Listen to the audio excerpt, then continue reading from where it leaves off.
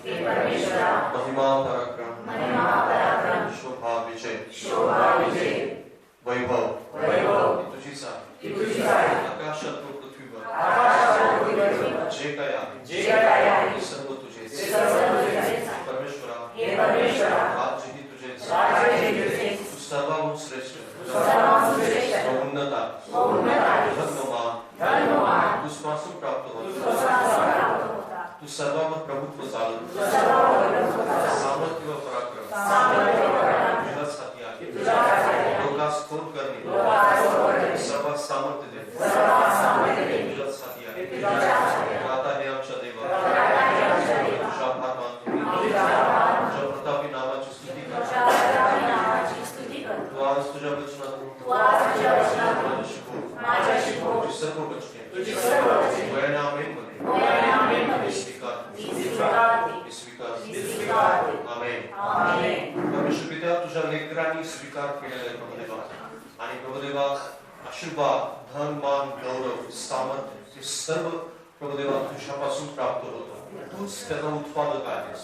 तुझ्यापासूनच प्रभुदेवा या सर्व गोष्टी मिळतात. प्रभुदेवा तुझ्यापासूनच शांती प्राप्त होते. तुझ्यापासूनच आनंद प्राप्त होतो. तुझ्यापासूनच प्रभुदेवा गौरव प्राप्त होतो. आणि तूच प्रभुदेवा या सर्व गोष्टी देतोस आणि मानवाला ह्या सर्व गोष्टी यासाठी देतोस की प्रभुदेवा त्यांनी तुझी महिमा करावी, त्यांनी तुझं गौरव प्रकट करावे, त्यांनी लोकांसमोर तुझा प्रकाश घेऊन जावा. आणि या गोष्टी आज येशूच्या नावात त्याच्यासाठी मी रिलीज करतो. ज्या ठिकाणी तू त्यांना घेऊन जाऊ शकतोस त्या प्रवासात प्रभुदेवा त्यांना या सर्व गोष्टीची आवश्यकता आणि त्या गोष्टी तुझ्या वचनाचा स्वीकार केल्यापासून ते त्यांना मिळणार नाही. आज येशूच्या नावात त्यांनी ती स्वीकारावी यासाठी मदत कर. ओ प्रभुदेवा तुझ्या वचनावर प्रभुदेवा स्थिर अंतःकरण ठेवून चालावं यासाठी मदत कर. त्यांचा आत्मा तुझ्या पवित्र हातात असतो. त्यांचं हृदय तुझ्या हातात आहे. स्वीकारणारं हृदय बनव. येशूच्या नावात प्रभुदेवा ते लोकांसमोर प्रगट करणार हृदय बनव. तुझं गौरव कर येशूच्या नावात. आमेन. बसा खाली. Praise the Lord. हालेलुया. इथे लोक विश्वास करतात की देव आपल्यामध्ये आहे. हालेलुया. परमेश्वराचा आत्मप्रिय आपल्यामध्ये यावेळेस उपस्थित आहे आणि देवाच्या वचनावर आपण प्रीती करायला हवी सर्वांनी. हालेलुया. कारण देवाचं वचन पुढे जाण्यासाठी आपल्या जीवनामध्ये खूप मोठा आधार आहे. माझ्यासोबत होता फिलिप्पिकरास पत्राचा 3रा अध्याय. फिलिप्पिकरास पत्राचा 3रा अध्याय आणि 13 आणि 14 वचन, 2 वचन आपण वाचणार आहोत. फिलिप्पी 13 आणि 14. बंधूंनो, मी अद्यापि ते आपल्या कह्यात घेतले असे मानित नाही, तर मागील गोष्टीकडे दुर्लक्ष करून व पुढील गोष्टीकडे लक्ष लावून ख्रिस्त येशूच्या ठायी देवाचे जे वरील पाचारण त्या संबंधीचे बक्षीस मिळवण्यासाठी मर्यादेवरील खुणेकडे मी धावतो. हेच एक माझे काम. Praise the Lord. हालेलुया. ज्या कामामध्ये आपण आहोत आणि ज्या ठिकाणी आपण आहोत तिथून पुढे जाण्यासाठी आपल्याला आपली दृष्टी जी आहे ती स्थिर ठेवणं आवश्यक आहे. हालेलुया. किंवा विचलित न होता पुढे जाण्यासाठी आपल्याला जे आपलं अंतःकरण आहे ते देवावरती स्थिर राहणं खूप आवश्यक आहे. त्याच गोष्टी आपण या ठिकाणी शिकणार आहोत. विचलित न होता पुढे जाणे. हालेलुया.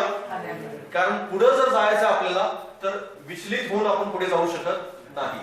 आपल्याला आपलं जे अंतःकरण आहे ते देवाच्या बाबतीत प्रामाणिक राखलंच पाहिजे. आपल्याला आपलं हृदय देवाशी जोडूनच आपल्याला चालत राहिलं पाहिजे. कारण बऱ्याच वेळेस होतं काय की ज्या वेळेस आपण पुढे वाटचाल करत असतो त्यावेळेस आपल्याला बऱ्याचशा समस्यांचा, अडचणींचा आणि वेगवेगळ्या प्रकारच्या अडथळ्यांचा सामना करावा लागतो. आणि हे सगळं करत असताना आपण जर विचलित हृदय ठेवून आपण जर चालत असू तर निश्चित अर्थाने आपला प्रवास जो आहे तो पुढे जाणार नाही, आपण पुढे जाऊ शकणार नाही. आणि म्हणून आपल्याला विचलित हृदयापासून म्हणजे अस्थिर हृदयापासून जे अस्थिर अंतःकरण आहे त्याच्यापासून आपल्याला बाजूला झालं पाहिजे आणि आपली दृष्टी प्रतिफळावरती ठेवली पाहिजे. पाऊल या ठिकाणी काय म्हणतो की मी ते आपल्या कह्यात घेतलं किंवा मी ते मिळवलं असं नाहीये, तर ते मिळवण्यासाठीची धडपड जी आहे ती धडपड माझी चालू आहे. आणि मी काय करत आहे तर मागील गोष्टीकडे दुर्लक्ष करतो आणि पुढील गोष्टीकडे मी माझं लक्ष लावतो. हालेलुया. जर मी मागील गोष्टीला धरून बसलो किंवा वर्तमान काळातल्या गोष्टीला धरून बसलो तर निश्चित अर्थाने पुढचे परमेश्वर मला देणार आहे, जे भविष्यामध्ये परमेश्वराने माझ्यासाठी राखून ठेवले त्याच्याकडे मी कधीच दृष्टी लावू शकणार नाही, कधीच मी त्याच्याकडे माझं अंतःकरण लावणार नाही. आणि मग माझं जे हृदय आहे ते विचलित असेल किंवा ज्याला अस्थिर हृदय म्हटलेलं आहे ते अस्थिर हृदय असेल आणि त्या अस्थिर हृदयाने मी माझ्या जीवनामध्ये पुढे जाऊ शकणार नाही. पुढे जाण्यासाठी आवश्यक असणाऱ्या 7 गोष्टी मी तुम्हाला सांगत आहे.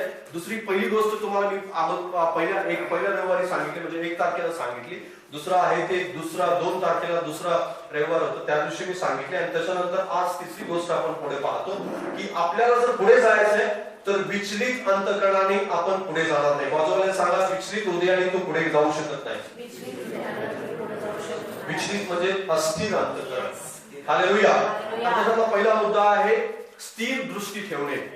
स्थिर दृष्टी ठेवणे. मत्तेचा सुसमाचार याचा 14वा अध्याय आणि 24 पासून 30 पर्यंत माझ्यासाठी वाचा काढा बरे माझ्या बरोबर. 14वा अध्याय आणि 24 पासून 30 पर्यंत. त्या ठिकाणी आपण एक उदाहरण म्हणजे घडलेली घटना आपण पाहतो.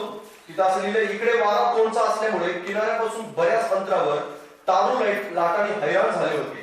तेव्हा रात्रीच्या 4थ्या प्रहरी तो समुद्रावरून चालत त्यांच्याकडे आला. शिष्य त्याला समुद्रावरून चालताना पाहून घाबरून गेले व म्हणाले, भूत आहे, आणि ते भिवून ओरडले. परंतु येशू त्यांना लागलाच म्हणाला, धीर धरा, मी आहे, भिवू नका. तेव्हा पेत्राने उत्तर दिले, प्रभूजी, आपण असाल तर पाण्यावरून आपल्याकडे येण्यास मला सांगा. त्याने म्हटले, ये. तेव्हा पेत्र येशूकडे जाण्यासाठी तारवातून उतरून पाण्यावरून चालू लागला. परंतु वारा पाहून तो भ्याला आणि बुडू लागला असता ओरडून म्हणाला, प्रभूजी, मला वाचवा. येशूने तत्क्षणी त्याचा हात पुढे करून त्याला धरले व म्हटले, अरे अल्पविश्वासी, तू संशय कसा धरलास. हालेलुया. Praise the Lord. आता या ठिकाणी एक घटना आहे. ती घटना पेत्र आणि येशू ख्रिस्त आणि शिष्यांच्या मधली असणारी घटना आहे. आता शिष्य जे आहेत ते तारवामधून आतमध्ये समुद्रामध्ये प्रवास करत आहेत आणि मध्यरात्रीच्या वेळेस येशू डोंगरावरून प्रार्थना करून समुद्रावरून चालत त्यांच्याकडे येतो. आणि चालत येत असताना ते सुरुवातीला घाबरतात. सुरुवातीला भूत आहे असं त्यांना वाटतं, पण नंतर मात्र त्यांना कळतं की प्रभू आहे. आणि प्रभू आहे असं कळल्यानंतर पेत्र ओरडून म्हणतो की प्रभू, जर तू असशील पाण्यावरून चालत येणारा तर मीही तुझ्याकडे येतो पाण्यावरून चालत. आणि मग प्रभू म्हणतो, ठीक आहे, तू येऊ शकतोस. आणि मग पेत्र नावेतून खाली उतरतो आणि तो प्रभू सारखाच पाण्यावरून काय करताय, चालत त्याच्याकडे चाललेला आहे. पण काही काळाने तो थोडी पावलं पुढे जातो आणि पुढे गेल्यानंतर त्याचं लक्ष जे आहे ते तारवापासून किंवा येशू ख्रिस्तापासून अस्थिर होतं. तो वाऱ्याकडे पाहतो, समुद्राकडे पाहतो, त्याच्या लाटांच्याकडे पाहतो आणि कदाचित मागे शिष्यांच्याकडे पाहतो. आणि हे सगळं पाहिल्यानंतर मात्र त्याचे पाय डगमगू लागतात आणि तो बुडू लागतो.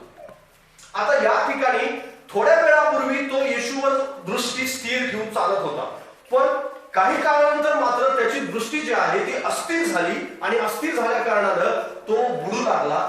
जे पाय पाण्यावरून तरंगत चाललेले होते, म्हणजे पाणी जमिनीसारखं त्यासाठी होतं, तेच पाणी आता त्याला बुडवू लागलेलं होतं. म्हणजेच काय, आपल्याला या ठिकाणी प्रामुख्याने एक गोष्ट पाहायला मिळते की पुढे जर जायचं आहे तर आपल्याला आपली दृष्टी ही वाऱ्याकडे नाही किंवा समुद्राकडे नाही किंवा संकटांच्याकडे नाही, अडचणींच्याकडे नाही, ज्या गोष्टी आपल्या जीवनामध्ये घडतात त्या गोष्टीकडे नाही, तर आपली दृष्टी नेहमी येशू ख्रिस्ताकडे लावावी. हालेलुया.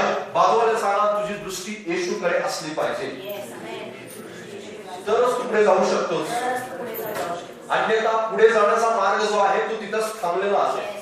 सैतान नेहमी आपल्याला पुढे जाण्यापासून आपली दृष्टी जी आहे ती अस्थिर करून काय करतो बरं, आपल्याला थांबवतो, आपल्याला त्या गोष्टीमध्ये अडचणी आणतो की आपली दृष्टी जी परमेश्वराने जे देऊ केले आपल्यासाठी त्या गोष्टीपासून आपली दृष्टी अस्थिर व्हावी.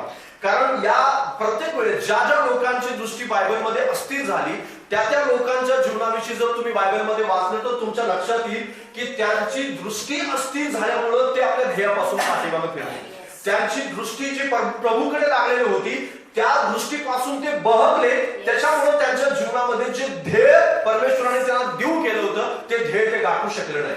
ज्या लोकांची पण दृष्टी देवावर स्थिर होती, देवाच्या सामर्थ्यावर स्थिर होती, ते मात्र आपल्या ध्येयापासून कधी हटले नाही. ते मात्र त्यांच्या जीवनामध्ये जे यश त्यांना देऊ करणार होता देव, त्या यशापासून ते कधी हटले नाही. हालेलुया. आणि म्हणूनच आपल्या जीवनामध्ये आपल्याला जर कोणत्या गोष्टीची जास्त आवश्यकता असेल पुढे जाण्यासाठी, तर आपल्याला आपली दृष्टी केवळ प्रभू ख्रिस्ताकडे लावावी. हालेलुया. या जगातले लोक तुम्हाला विचलित करतील, परिस्थिती तुम्हाला विचलित करेल, जगातल्या वेगवेगळ्या घटना तुम्हाला विचलित करतील आणि तुमच्या जीवनामध्ये जो अविश्वास आहे तो अविश्वास तुम्हाला विचलित करेल. तुमच्या जीवनामध्ये येणारी संकट तुम्हाला विचलित करतील. तुम्हाला असं वाटेल की आता मी बुडू लागणार आहे, आता मी संपणार आहे, आता माझ्या जीवनामध्ये काही उरलेलं नाही. त्यावेळेस जर परमेश्वर तुम्हाला काय सांगत असेल तर ते आहे आपली दृष्टी माझ्याकडे लाव. हालेलुया. आपली दृष्टी माझ्याकडे लाव म्हणजे पुढे वाटचाल तुझी सोपी होईल. तू पाण्यावर सुद्धा चालू लागशील. हालेलुया.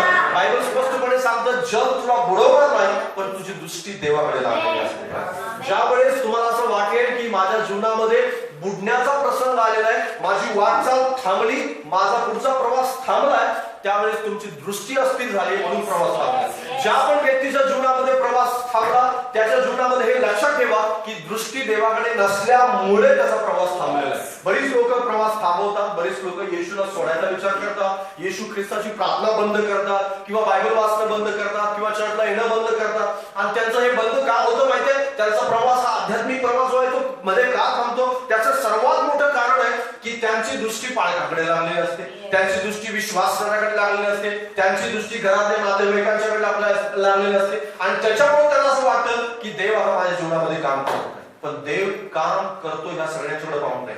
देव, तुम्ही देवाकडे किती पाहता या गोष्टीकडे पाहून देव काम करतो. हालेलुया. देव बालकाच्या केवळ प्रार्थनेने काम नाही करत, पास्टरच्या केवळ प्रार्थनेने ते काम होत नाहीये किंवा विश्वासधाऱ्यांच्या चांगलं होऊ दे असं म्हणण्याने केवळ होत नाही. आणि वेगवेगळ्या प्रकारची लोक तुम्हाला जे डिस्करेज करत असतील ती किंवा इन्करेज करत उत्साही निवडत असतील त्या लोकांच्यामुळे सुद्धा चमत्कार घडत नाही. कारण चमत्कार करणारा परमेश्वर आहे, चमत्कार करणारा देव आहे. चमत्कार त्याच्या सामर्थ्याने होतात, त्या स्वर्गीय सामर्थ्याने होतात आणि त्या स्वर्गाकडे, त्या परमेश्वराकडे दृष्टी लावल्याशिवाय काहीही होत नाही. कारण डिस्करेज करणाऱ्या उत्साहानं तुम्ही कदाचित जे उत्साही करणारे लोक आहेत त्यांच्या उत्साहाने तुम्ही कदाचित थोड्या वेळासाठी उत्साही व्हा, माझ्या संदेशासाठी कदाचित तुम्ही थोडे काळ उत्साही व्हा आणि मग मी जे सांगत आहे त्या गोष्टीने तुमच्या अंतःकरणामध्ये खूप चेतना येईल, खूप परमेश्वर तुमच्या अंतःकरणामध्ये असं वाटेल की आता खूप काही मी सामर्थ्याने भरलेलं आहे. आणि घरी गेल्यानंतर जर तुमची दृष्टी त्या संदेशाकडे नसून जर देवाकडे लागलेली नसेल तर निश्चित अर्थाने तो उत्साह एक दिवस दोन दिवस त्याच्या पलीकडे टिकणार नाही. हालेलुया. कारण संदेश हा देवाकडे घेऊन जाण्यासाठी असतो. पास्टर देवाचा आणि तुमच्यामधला मध्यस्थ आहे, तो देवाकडे घेऊन जातो. लक्षात घ्या, देवाचा सेवक देवाकडे तुम्हाला घेऊन जातो आणि जो देवा सेवक देवाकडे घेऊन जात नाही तो देवाचा सेवक नाही. हालेलुया. जो विश्वासणारा तुम्हाला देवाची ओळख करून देत नाही, जो विश्वासणारा तुम्हाला देवाकडे प्रार्थना करायला लावत नाही, तुमची दृष्टी देवाकडे लावायला लावत नाही, तो खरा विश्वासणारा नाहीये. लक्षात घ्या. कारण त्याचंही लक्ष देवापासून फिरलेलं आहे म्हणून तो तुम्हाला स्वतःकडे जास्त लक्ष लावायला. पण कोणताही देवाचा सेवक अशा प्रकारे जर करत असेल तर चुकीच्या मार्गामध्ये आहे किंवा कोणताही देवाचं लेकरू जर असं करत असेल तर चुकीच्या मार्गामध्ये.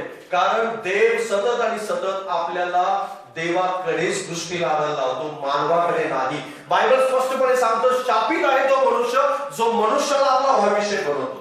म्हणजे ज्या मनुष्याला भावविषय मनुष्य आहे किंवा जगातली माणसं आहे त्या व्यक्तीला जर शापित म्हटलेलं आहे परमेश्वराने, तर परमेश्वर तुमच्या आणि माझी दृष्टी वारंवार आणि वारंवार वारंवार आणि वारंवार रोज आणि रोज तो त्याच्याकडेच लावायला लावतो. प्रार्थनेमध्ये तुमची दृष्टी देवाकडे लागायला हवी. देवाच्या गौरवात ज्या ठिकाणी तुम्ही चर्चमध्ये बसला त्यावेळेस तुमच्या गौरवाचा केंद्रबिंदू जर कोण असेल तर तो परमेश्वर असायला हवा, येशू ख्रिस्त असायला हवा.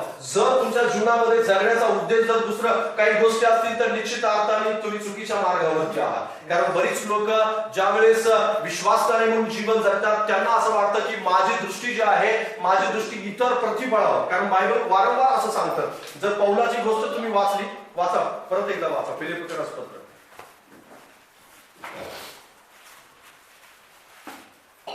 फिलिप्पीकर पत्र 3रा अध्याय, परत या तिथे.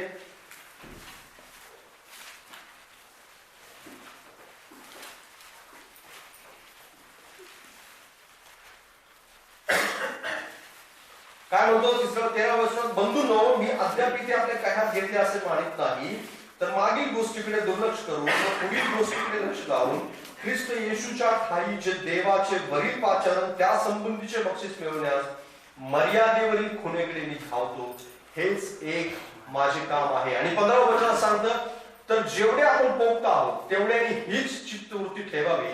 आणि तुम्ही एखाद्या गोष्टीविषयी निराळी चित्तवृत्ती ठेवली तरी देव तेही तुम्हाला प्रगट करेल. तथापि आपण जी मजल मारली तिच्या पुढे आपण चालावे. Hallelujah, hallelujah, praise the Lord. पुढे चालण्यासाठी तुम्हाला निवडलेलं आहे परमेश्वर. हालेलुया. बाजूला सांगा, पुढे चालण्यासाठी निवडलेलं. मागे राहण्यासाठी तुला निवडलेलं नाही. अजून एकदा सांगा, किंवा थांबून राहण्यासाठी सुद्धा निवडलेलं. आज काही लोक मागे राहण्यासाठी स्वतःचं जीवन समर्पित करतात किंवा थांबून राहण्यासाठी स्वतःचं जीवन समर्पित करतात. पण आपल्याला परमेश्वराने निवडलं यासाठी की आपण पुढे जात राहतो. हालेलुया. मग जीवनातल्या प्रत्येक गोष्टीमध्ये, मग आर्थिक बाबतीत असेल, मग तुमचं जीवनमान उंचावण्याच्या म्हणजे ज्याला लाईफस्टाईल आपण म्हणतो त्या लाईफस्टाईल मध्ये सुद्धा तुम्ही पुढे जावं, यासाठी देण्यामध्ये आपण पुढे जावं, यासाठी सुद्धा परमेश्वराने आपल्याला निवडले. प्रार्थना करण्यामध्ये सुद्धा आपली लेवल उंचवावी, यासाठी देवाने आपल्याला निवडले. बायबल वाचण्याची जी गोष्ट आहे त्याच्यामध्ये देवाने आपल्याला पुढे जाण्यासाठी निवडलेलं आहे. बायबल समजून घेण्यासाठी देवाने आपल्याला निवडलेलं आहे. त्याची सेवा मध्ये आपल्याला पुढे जाण्यासाठी परमेश्वराने निवडलेलं आहे. आणि वेगवेगळ्या प्रकारचं आध्यात्मिक कार्य त्याच्यामध्ये सुद्धा आपल्याला निवडण्यात आलेलं आहे. आणि सर्वात महत्वाची गोष्ट म्हणजे देवाचं आणि आपलं जे रिलेशन आहे त्या रिलेशन मध्ये सुद्धा डेव्हलप करण्यासाठी आपल्याला निवडलं. हालेलुया. म्हणजे प्रत्येक गोष्टीमध्ये तुमची प्रगती दिसून आली पाहिजे. प्रत्येक गोष्टीमध्ये तुमची वाटचाल ही पुढे असली पाहिजे. प्रत्येक बाबतीमध्ये जशा प्रकारे तुम्ही आध्यात्मिकतेमध्ये वाढाल तशा प्रकारे आर्थिक बाजू सुद्धा तुमची उंच होत राहील. जशा प्रकारे तुम्ही वचनात वाढाल तशा प्रकारे देवाचं आणि तुमचं नातं सुद्धा एका वेगळ्या उंचीवरती जात राहील. हालेलुया.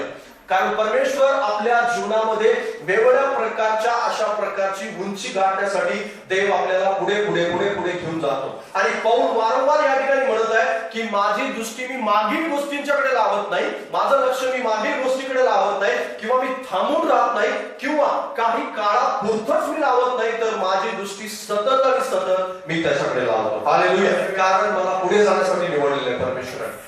पेत्र जो आहे तो काही काळापुरता त्याच्याकडे दृष्टी लावून स्थिर होता. काही काळापुरता म्हणजे काही काळ तो पाण्यावरती चालला पण तिथून पुढे मात्र तो बुडू लागला. कारण जो मध्ये जो अंतर आहे ते मध्ये थोडं काळ तो पुढे गेला आणि पुढे गेल्यानंतर त्याचं लक्ष जे आहे ते विचलित झालं. आज विश्वासणाऱ्यांचं बऱ्याचशाच विश्वासणाऱ्यांचं आज लक्ष विचलित होतं. कारण त्यांना विचलित करणाऱ्या बऱ्याचशा गोष्टी असतात. कारण विश्वासणारे विचलित करतात, इतर जे चर्च मध्ये येणारे लोक आहेत ते विचलित करतात, किंवा समाज किंवा धर्माच्या गोष्टी त्यांना विचलित करतात. वेगवेगळ्या प्रकारचं जे जगामध्ये असणारे विचार आहेत ते विचार त्यांना विचलित करतात. आणि मग वेगवेगळ्या प्रकारची चर्चा आहे ती चर्चा त्यांना विचलित करते आणि मग ते अस्थिर होतात. आणि आपली दृष्टी जी देवाकडे लावायला हवी ते दृष्टी काढून ते इतर गोष्टींच्याकडे लावतात. आणि देवाने त्याला नेमून दिलेलं आहे, त्या नेमून दिलेल्या गोष्टीपासून ते थांबून राहतात. त्यांची वाटचाल पुढे होत नाही.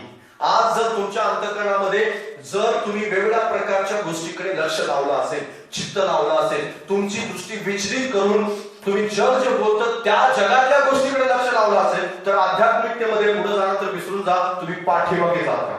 बरीच लोक आज पाठीमागे जाण्याचं कारण काय होतं? त्यांनी संकटाकडे दृष्टी लावली, त्यांनी त्यांचं लक्ष जे आहे ते संकटाच्या गोष्टीकडे लावलं, किंवा लोक जे बोलतात चर्चा करतात त्या चर्चाकडे लक्ष लावलं. इतर विश्वासणारे काही लोकांनी तर बरेच विश्वासणारे असे आहेत की हा विश्वासणारा आवडत नाही म्हणून चर्चला यायचं बंद केलं.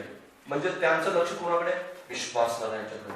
काही लोकांना संदेशातल्या काही ज्या गोष्टी आहेत त्या आवडत नाही म्हणून त्यांना असं वाटतं की नको ते चर्चमध्ये, कारण का ते माझ्या हृदयाला झोंबतं, माझ्या अंतःकरणामध्ये काहीतरी बदल करण्याचा प्रयत्न करतं म्हणून मी तिथं जाणार नाही. कारण त्यांचं लक्ष कुठं आहे? संदेशाकडे आहे. त्यांचं लक्ष पाळत जे बोलतो त्याला त्या गोष्टीकडे लक्ष आहे. त्यांना असं वाटतं की पास्टर मलाच केवळ संदेश देतो. आणि मला असं सांगू द्या की जर देवाचा आत्मा तुम्हाला असं सांगत असेल की मलाच केवळ संदेश दिलेला आहे तर खरंच तो तुमच्यासाठी आहे. का? कारण देव तुमच्या मध्ये तो बदल करू इच्छितो. म्हणून देव तुम्हाला तसं सांगत आहे की हे तुझ्यासाठी होतं, आणि हे तुझ्यासाठी होतं असं जर देव तुला सांगत असेल तर बदल करणं आवश्यक आहे. हालेलुया. कारण न्यायासनासमोर गेल्यानंतर त्या गोष्टीचा हिशोब घेतला पाहिजे की तुला सांगितलं होतं की मी तुझ्यासाठी आहे तरी पण तू बदलला नाहीस, तू पालकावर उचलून चर्चला जायचं बंद केलं. म्हणजेच काय? त्यांनी थांबून राहण्याचं प्लॅनिंग केलं नाही, त्यांनी बंद करायचं प्लॅनिंग केलं. आज ते प्रगती करू शकत नाही त्याचं कारण सर्वात मोठं ते आहे की त्यांची दृष्टी पास्टरकडे त्याच्या संदेशाकडे लागली. जर तुमची दृष्टी देवाकडे असेल तर देव तुम्हाला जे बोलतोय त्या गोष्टीकडे तुमचं लक्ष असेल. तुम्ही नेहमी हे समजत जा की देव माझ्याशी काहीतरी बोलत आहे आणि माझ्या जीवनामध्ये काहीतरी बदल करू इच्छित आहे. हालेलुया. कारण तुमची दृष्टी पालकाकडे नाहीये, तुमची दृष्टी पास्टरकडे नाही, तुमची दृष्टी संदेशाकडे नाहीये, तुमची दृष्टी देवाकडे आहे. जी देव बोलते त्या गोष्टीकडे. हालेलुया. लक्षात घ्या, देव आपल्या जीवनामध्ये सतत आणि सतत जे काही काम करत असतो त्या सगळ्या कामाचा एकमेव उद्देश असतो. तो म्हणजे काय की आपली दृष्टी त्याच्याकडे लावून ठेवावी. हालेलुया. जे काही करत असतो, मग संकट असेल, अडचणी असतील, समस्या असेल, जे काही आपल्या जीवनामध्ये असेल त्या सगळ्या गोष्टीचा एकमेव उद्देश असतो. तो म्हणजे काय की आपली दृष्टी देवाकडे लावा. हालेलुया. जर तुम्ही असं म्हणत असाल की माझ्या जीवनामध्ये घडणाऱ्या सगळ्या ज्या घटना आहेत त्या गोष्टीचा उद्देश माझ्या जीवनामध्ये हलवून ठेवण्यासाठी आहे, पुढे जाऊन आपण पाहणार आहोत की देव कशा प्रकारे आपल्या जीवनामध्ये हे सगळं घेऊन येतो, मग आपल्याला जागा करतो की आपली दृष्टी त्याच्याकडे लावावी. हालेलुया. पण बऱ्याच वेळेस पेत्रासारखं आपण करतो. पेत्राने काही काळ तो चालत राहिला. बरेच लोक काही काळ चालत राहतात, मग त्यांच्या जीवनामध्ये खूप प्रार्थना असते, खूप बायबलचं वचन असतं, खूप सहभागिता असते, खूप काही देवाच्या बाबतीत इतके ते आवेशी असतात आणि एक काही गोष्ट त्यांच्या जीवनामध्ये घडते, एखादी घटना त्यांच्या जीवनात घडते किंवा एक व्यक्ती त्यांच्या जीवनामध्ये काहीतरी बोलतो, मग ते रुसून बसतात देवावर, पास्टरवर रुसतात, देवावर रुसतात आणि सगळं काही बंद करतात आणि मग म्हणतात आमच्या जीवनामध्ये देव काम करतो की नाही करत. पण लक्षात घ्या, तुम्ही देवावर रुसणार कधीच नाही जर तुमची देवाकडे दृष्टी असेल तर. हालेलुया. कारण देवावरकडे दृष्टी असणारा व्यक्ती जगातल्या कोणत्याही बोलण्याकडे लक्ष देत नाही. मग त्याला धर्माची भीती वाढत नाही, जातीची भीती वाढत नाही, समाजाची वाढत नाही, मित्रांची वाढत नाही, विश्वास करण्याची वाढत नाही. कारण सगळं हे त्याच्यासाठी शून्य असतं. त्याच्यासाठी एकच व्यक्ती महत्वाचा असतो, तो म्हणजे येशू ख्रिस्त. हालेलुया. आणि ज्याची दृष्टी येशू ख्रिस्ताकडे आहे या सगळ्या गोष्टी, कारण बायबल स्पष्टपणे सांगतं जग तुम्हाला प्रतिकूल झालं तरी चालेल. हालेलुया. पण देव तुम्हाला जर आणखून असेल तर या कुठल्याही प्रतिकूलतेचा विचार करायची आवश्यकता नाहीये. कुठल्याच प्रतिकूलतेचा, कुठल्याही विरोधाचा, कुठल्याही संकटाचा, कुठल्याही अडचणींचा गरज नाहीये. कारण येशू ख्रिस्ताने वारंवार हे सांगितलेलं आहे की ज्यावेळेस तो पृथ्वीवर येईल त्यावेळेस त्याला विश्वास आढळेल का. का असं म्हटलेलं माहितीये? कारण देवाकडे दृष्टी लावणारे खूप कमी लोक या जगामध्ये आहेत. तुम्ही ती व्यक्ती आहात का की तुमची दृष्टी येशू ख्रिस्ताकडेच केवळ आहे. हालेलुया. कारण केवळ येशू ख्रिस्ताकडे दृष्टी असेल तरच तुम्ही विश्वासात टिकून राहा आणि केवळ टिकून राहणार नाही तर पुढे सुद्धा वाटचाल. हालेलुया. नाहीतर तुमची दृष्टी जर मंडळीकडे असेल, चर्चकडे असेल, विश्वास करण्याकडे असेल, तो विश्वास जरा मला काहीतरी सांगेल, मदत करेल. कारण आपण एक माणूस म्हणून समाजप्रिय व्यक्ती आहोत आणि समाजप्रिय व्यक्ती असल्यामुळं आपल्या मनामध्ये नेहमी एक असुरक्षिततेची भावना असते. आपल्याला नेहमी असं वाटत असतं की लोकांनी मला माझी वाहवा करावी, लोकांनी मला मदत करावी, मी फोन केल्या मध्यरात्री माझ्याकडे यावं आणि मग वेगवेगळ्या प्रकारच्या आजारामध्ये मला डबा घेऊन कोणीतरी यावं आणि माझी विचारपूस करायला बिस्किट पुडा कोणीतरी घेऊन घ्यावं. अशी सगळ्यांची अपेक्षा असते. असं सगळ्यांचं आहे. आपण माणूस म्हणून सगळ्यांचं आपलं अंतःकरण अशाच प्रकारचं आहे. पण या सगळ्या अंतःकरणापेक्षा तुम्हाला या गोष्टी जर खात्री असेल ना की येशू ख्रिस्त सर्व संकटामध्ये रात्री 12 वाजता मी आजारी पडतो त्यावेळेस, मी संकटात असतो त्यावेळेस, मी ज्यावेळेस पण हाक मारतो त्यावेळेस येशू माझ्या बाजूला बसलेला आहे. माझं लक्ष त्याच्याकडे आहे. मी पाण्यावरून चालत जाणार, मी बुडणार नाही, मध्ये कुठल्याही प्रकारे मी थांबणार नाही. तर येशू पर्यंत पोहोचेपर्यंत मी माझी दृष्टी येशूकडेच लावेन. तर कुठल्याही व्यक्तीची जगामध्ये आवश्यकता नाही. हालेलुया. असं नाही होणार की जर तुमची दृष्टी येशूकडे आहे तर लोक तुमच्या सोबत नसतील. लोक असतील. हालेलुया. लोक तुम्हाला मदत करायला पण येतील कारण येशू त्यांना सांगेल त्याला जाऊन मदत. हालेलुया. येशू त्याला सांगेल की माझ्या लेकराला आवश्यकता आहे आणि या गोष्टीची त्याला मदतीची आवश्यकता तुझा मी तुला पाठवेल. हालेलुया. कारण लक्षात घ्या, ज्याची दृष्टी येशूकडे असते त्याला त्या जगातल्या सर्व गोष्टींकडून मदत करतात. हालेलुया. कारण परमेश्वर तशा प्रकारे काम करतो. इस्रायल लोकांचा प्रवास जो आहे त्या प्रवासामध्ये पहा की आकाशानं त्यांच्यासाठी द्वार उघडलं आणि आकाशातून मानना पडला. हालेलुया. आकाश त्यांच्यासाठी उघडलं गेलं कारण त्यांची दृष्टी कुठे होती? देवाकडे होती. ते रोज सकाळी वाट बघत होते आता मानना पडायला, खरोखर पडायचं. हालेलुया. कारण दृष्टी कोणाकडे होती? परमेश्वराकडे दृष्टी होती. कारण त्यांच्यासाठी खडकातून पाणी निघालं. परमेश्वराने निसर्गाचे नियम त्यांच्यासाठी बदलले. हालेलुया. कुणासाठी नियम बदलले? की जे लोक देवाकडे आशा लावून बसलेले होते त्यांच्यासाठी. बायबल उघडून पहा की बायबलमध्ये वेगवेगळ्या प्रकारची परमेश्वराने नियम त्याच्याकडे दृष्टी लावून बसणाऱ्यांसाठी बदललेले आहेत. हालेलुया.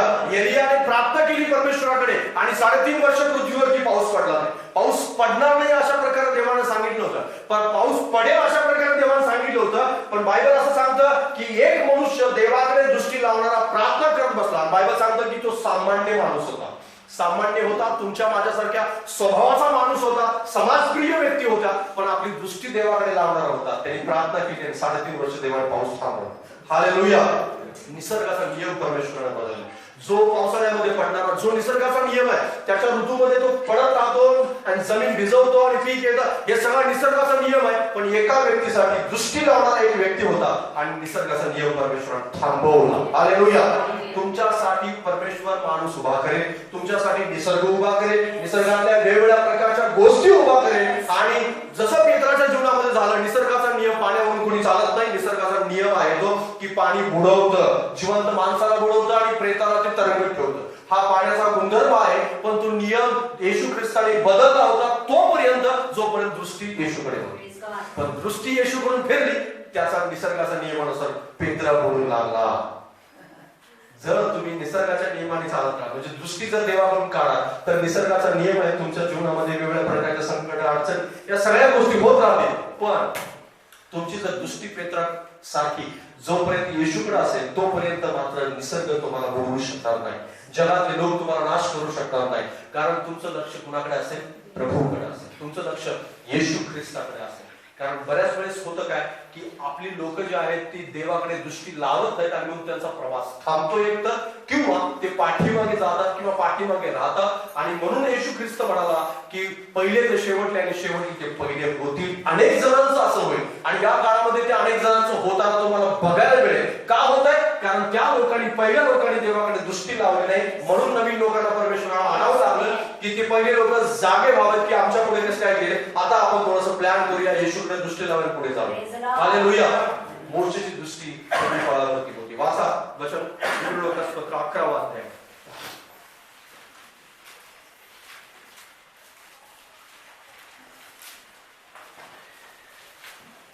इब्रानियपत्र 11 अध्याय आणि 26 वचन. ख्रिस्ताप्रित्यर्थ विटंबना सोसणे ही मिसर देशातील धनसंचयापेक्षा अधिक मोठी संपत्ती आहे असे त्यांनी गणले, कारण त्याची दृष्टी प्रतिफळावर होती. Praise the Lord. हालेलुया. त्याची दृष्टी कुठे होती? मोशेची दृष्टी कुठे होती? प्रतिफळावरती. कोणतं प्रतिफळ? देवाकडून मिळणारं प्रतिफळ. हालेलुया. ज्यावेळेस मिसर देश मोशेने सोडला त्यावेळेस मोशेजवळ काय होतं? एक काठी होती. Praise the Lord. मोशेजवळ काय होतं? फक्त एक काठी होती. आणि कोणत्याही प्रकारची जे मनुष्याला जगण्यासाठी आवश्यक असणाऱ्या ज्या गोष्टी आहेत त्या गोष्टीची भरभर त्याच्याकडे अजिबात नव्हती. लक्षात घ्या.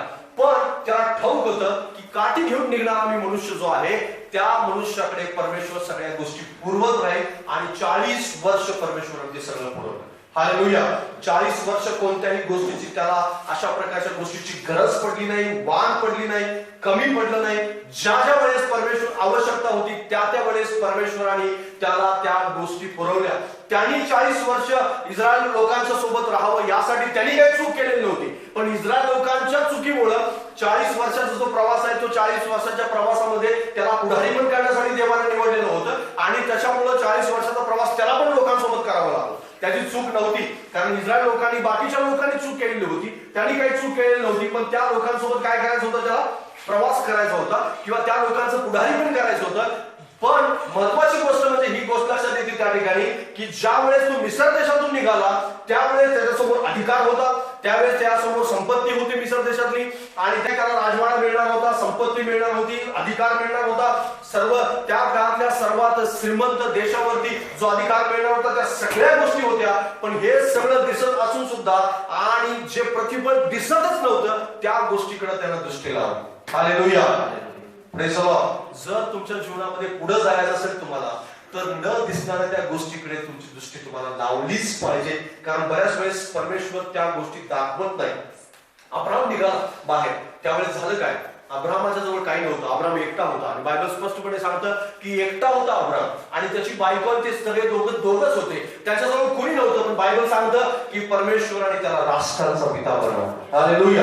ज्यावेळेस तो बाहेर निघाला त्यावेळेस त्याला काही माहित नव्हतं तो कुठे जाणार आहे, कोणत्या देशात जाणार, कुठे राहणार, कशा प्रकारे त्याची लोक असतील, कशा प्रकारे त्याच्या संततीची वाढ होईल, या सगळ्या गोष्टी ठाऊक नव्हत्या. पण तो विश्वास घेऊन निघाला आणि त्याला विश्वासाचा पिता म्हणण्यात आलं. आणि पिता म्हणण्यासाठी परमेश्वराने वेगवेगळ्या प्रकारे त्याची दृष्टी जी आहे ती प्रतिफळावर लावण्यासाठी त्याला मदत केली. त्याची दृष्टी नेहमी प्रतिफळावर होती, नेहमी प्रतिफळावर होती. तो जगातल्या संकटाने घाबरला नाही, जगात वेगवेगळ्या प्रकारच्या अडचणीने घाबरला नाही. त्या जीवनामध्ये वेगवेगळ्या प्रकारे त्याचा विश्वास डगमगला बऱ्याच वेळेस, पण त्यानं आपली दृष्टी जी आहे देवापासून काढली नाही. आणि बायबल स्पष्टपणे सांगतं 25 वर्षांनी त्याला परमेश्वराने इसहाक दिला. Hallelujah, praise the Lord. परमेश्वर तुमच्या जीवनामध्ये ज्यावेळेस तुमची दृष्टी स्थिर असेल त्यावेळेस तुमच्यासाठी प्रोव्हिजन करत जाईल. वेगवेगळ्या प्रकारच्या अडचणींचा सामना तुम्ही कराल त्यावेळेस वेगवेगळ्या प्रकारे तुम्हाला मदत मिळत जाईल. पण तुमची दृष्टी वारंवार जगातल्या कोणत्याही व्यक्तीकडे नाही तर केवळ देवाकडे असेल. हालेलुया. तरच तुम्ही विचलित न होता पुढे जाऊ शकता. नाहीतर विचलित करणाऱ्या आजूबाजूला भरपूर गोष्टी तुम्हाला सापडतील. आणि विश्वास विचलित करण्यासाठी अजून काय आहे बरं, वाचा प्रेरितांची कृत्ये 20वा अध्याय.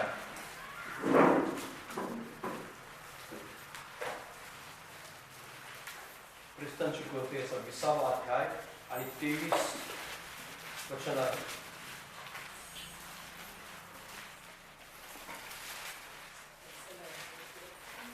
23 आणि 24. केवळ इतके कळते की बंधने व संकटे माझी वाट पाहत आहे. याविषयी पवित्र आत्मा मला नगरोनगरी साक्ष देत आहे. मी तर आपल्या प्राणांची किंमत एवढी सुद्धा करीत नाही की यासाठी की मी आपली धाव व देवाच्या कृपेची सुवार्ता निश्चितार्थाने सांगण्याची जी सेवा मला प्रभू येशू पासून प्राप्त झाली आहे ती शेवटास न्यावी. Hallelujah, praise the Lord. बाजूवाल्याला सांगा संकट सहन करण्याची तयारी ठेव. पुढे जायचंय का तर संकट सहन करण्याची तयारी पाहिजे. हालेलुया. तुम्ही असं समजू नका विश्वासणाऱ्यांचं जीवन खूप आलबेलं असतं आणि आता पुढे जाणार आहे तर माझ्या बरोबर सगळ्या पावलावरती गुलाबाच्या पाकळ्या असतील आणि मग त्या पाकळ्यावरतीच मी चालत राहणार. गुलाबाची संपूर्ण फुलं आहेत आणि त्या फुलावरतीच मी चालत राहणार आहे आणि माझ्या जीवनामध्ये कुठल्याही प्रकारच्या संकटांचा आणि अडचणीचा सामना करावा लागणार नाही. ही एक सर्वात मोठा गैरसमज आज विश्वासदारांच्या मध्ये आहे. कारण पुढे जाण्यासाठी तुम्हाला संकटांचा सामना करावाच लागेल. या ठिकाणी एक व्यक्ती आहे की ज्याचं जीवन आपल्याला संकटाने भरलेलं पाहायला मिळतं आणि पौल त्याचं नाव आहे. आणि पौल काय करत होता? पौल पवित्र आत्म्याने चालणारा व्यक्ती होता. बाजूला सांग, पौल सेवा करणारा व्यक्ती होता. पौल देवाचा गौरव करणारा व्यक्ती होता. आणि एवढं सगळं असून सुद्धा त्याच्या जीवनात संकट होतं. बाजूला सांगा एवढं सगळं असून सुद्धा त्याच्या जीवनात संकट होती. आज बायबल वाचून कोणाला महिना होतो आणि ते म्हणतात पास्टर माझ्या जीवनामध्ये अडचणी का आहे, माझ्या जीवनामध्ये संकट का आहे. संकट आहेत याचा अर्थ तुम्ही योग्य ट्रॅक वरती आहात. ज्याच्या जीवनामध्ये संकट नाहीये, नाहीतर दारू पिणारा रोज संध्याकाळी मस्त झोपतो पिऊन आहे ना, त्याला काही भान नसतं. त्याच्या घरात तांदूळ नसतात याचं त्याला भान नसतं. त्याच्या बायकोच्या अंगावर फाटकी साडी असते याचं त्याला भान नसतं. त्याची मुलं भटकत असतात याचं त्याला भान नसतं आणि तो झोपलेला असतो. आणि विश्वासणारा त्याच्याकडे पाहून हळहळतो, बघा किती शांत झोप आणि मला मात्र झोप येत नाही. विश्वासणारे हळहळत आहे दारू पिणाऱ्याकडे पाहून. विश्वासणारे आज हळहळत आहेत भ्रष्टाचार करणाऱ्याकडे पाहून. बघा ना त्याच्याकडे एका महिन्यापूर्वी ना साधी कार होती, आता त्यांनी मर्सिडीज घेतली. किती टोप्या घालतो बघा, किती भ्रष्टाचार करून किती आनंदात आहे. एक दिवस असा येणार आहे त्या जीवनामध्ये अंधकारात तो अग्नीमध्ये जळत असतो. अंधकारात जळत दिसणार नाही. नरकामध्ये अंधकार आहे, खूप अंधार आहे. बाजूवाल्याला ओळखू शकत नाही. खूप आता मजाक करायला खूप भारी वाटतं लोकांना आहे ना. आणि लोक खूप मजाक करतात की दारू पिणारा असेल का नरकात? हो असेल. मग तो चकणा विकणारा तो पण असेल आणि मग तो दारू विकणारा तो पण असणार. मग काय हरकत आहे? पण दारू विकणाऱ्याचा चेहरा दिसणार नाही तुम्हाला नरकात जर तुम्ही गेले. पण समजा जर चकणा विकणाऱ्याचा चेहरा पण दिसणार नाही, कारण अंधार काय आहे? अंधार म्हणजे इतका अंधार तो कापता येईल इतका अंधार आहे. कारण बायबल स्पष्ट पण सांगतं की ते अंधकार आहे आणि तिथं दात खाणं असेल. कोण दात खाते ते माहित नाही, पण बाजूवाला दात खातं एवढं माहिती आहे. कोण ओरडतंय हे माहित नाही, पण ओरडतो इतकं माहित आहे. म्हणजे इतकं भयानक ते असणार आहे. पण आज विश्वासणारे हळहळत आहे. कशासाठी हळहळत? त्यांच्या जीवनातली संकट पाहून, त्यांच्या जीवनातल्या अडचणी पाहून. आणि पण या ठिकाणी पौल म्हणतो की संकट माझी वाट पाहत आहेत, कारण तरी पण मी पुढे जाणार. हालेलुया. संकट वाट पाहत आहे तरी पण मी पुढे जाणार, मी मागे जाणार नाही. हालेलुया. त्याला ठाऊक होतं संकट माझी वाट पाहत आहे, त्याला ठाऊक होतं की मी यरूशलेम मध्ये गेल्यानंतर मला धरून दिलं जाणार आहे. त्याला ठाऊक होतं वेगवेगळ्या प्रकारे पवित्र आत्मा त्याला सांगत होता, तुला धरून दिलं जाणार आहे, तुला धरून दिलं जाणार आहे, तुला धरून दिलं जाणार आहे. वेगवेगळ्या प्रकारची लोक त्याला सांगत होती. वाचा माझ्या बरोबर, तुम्ही जर वाचलं तर लक्षात येईल. 21वा अध्याय, प्रेषितांची कृती 21वा अध्याय. आणि बायबल सांगतो त्या ठिकाणी,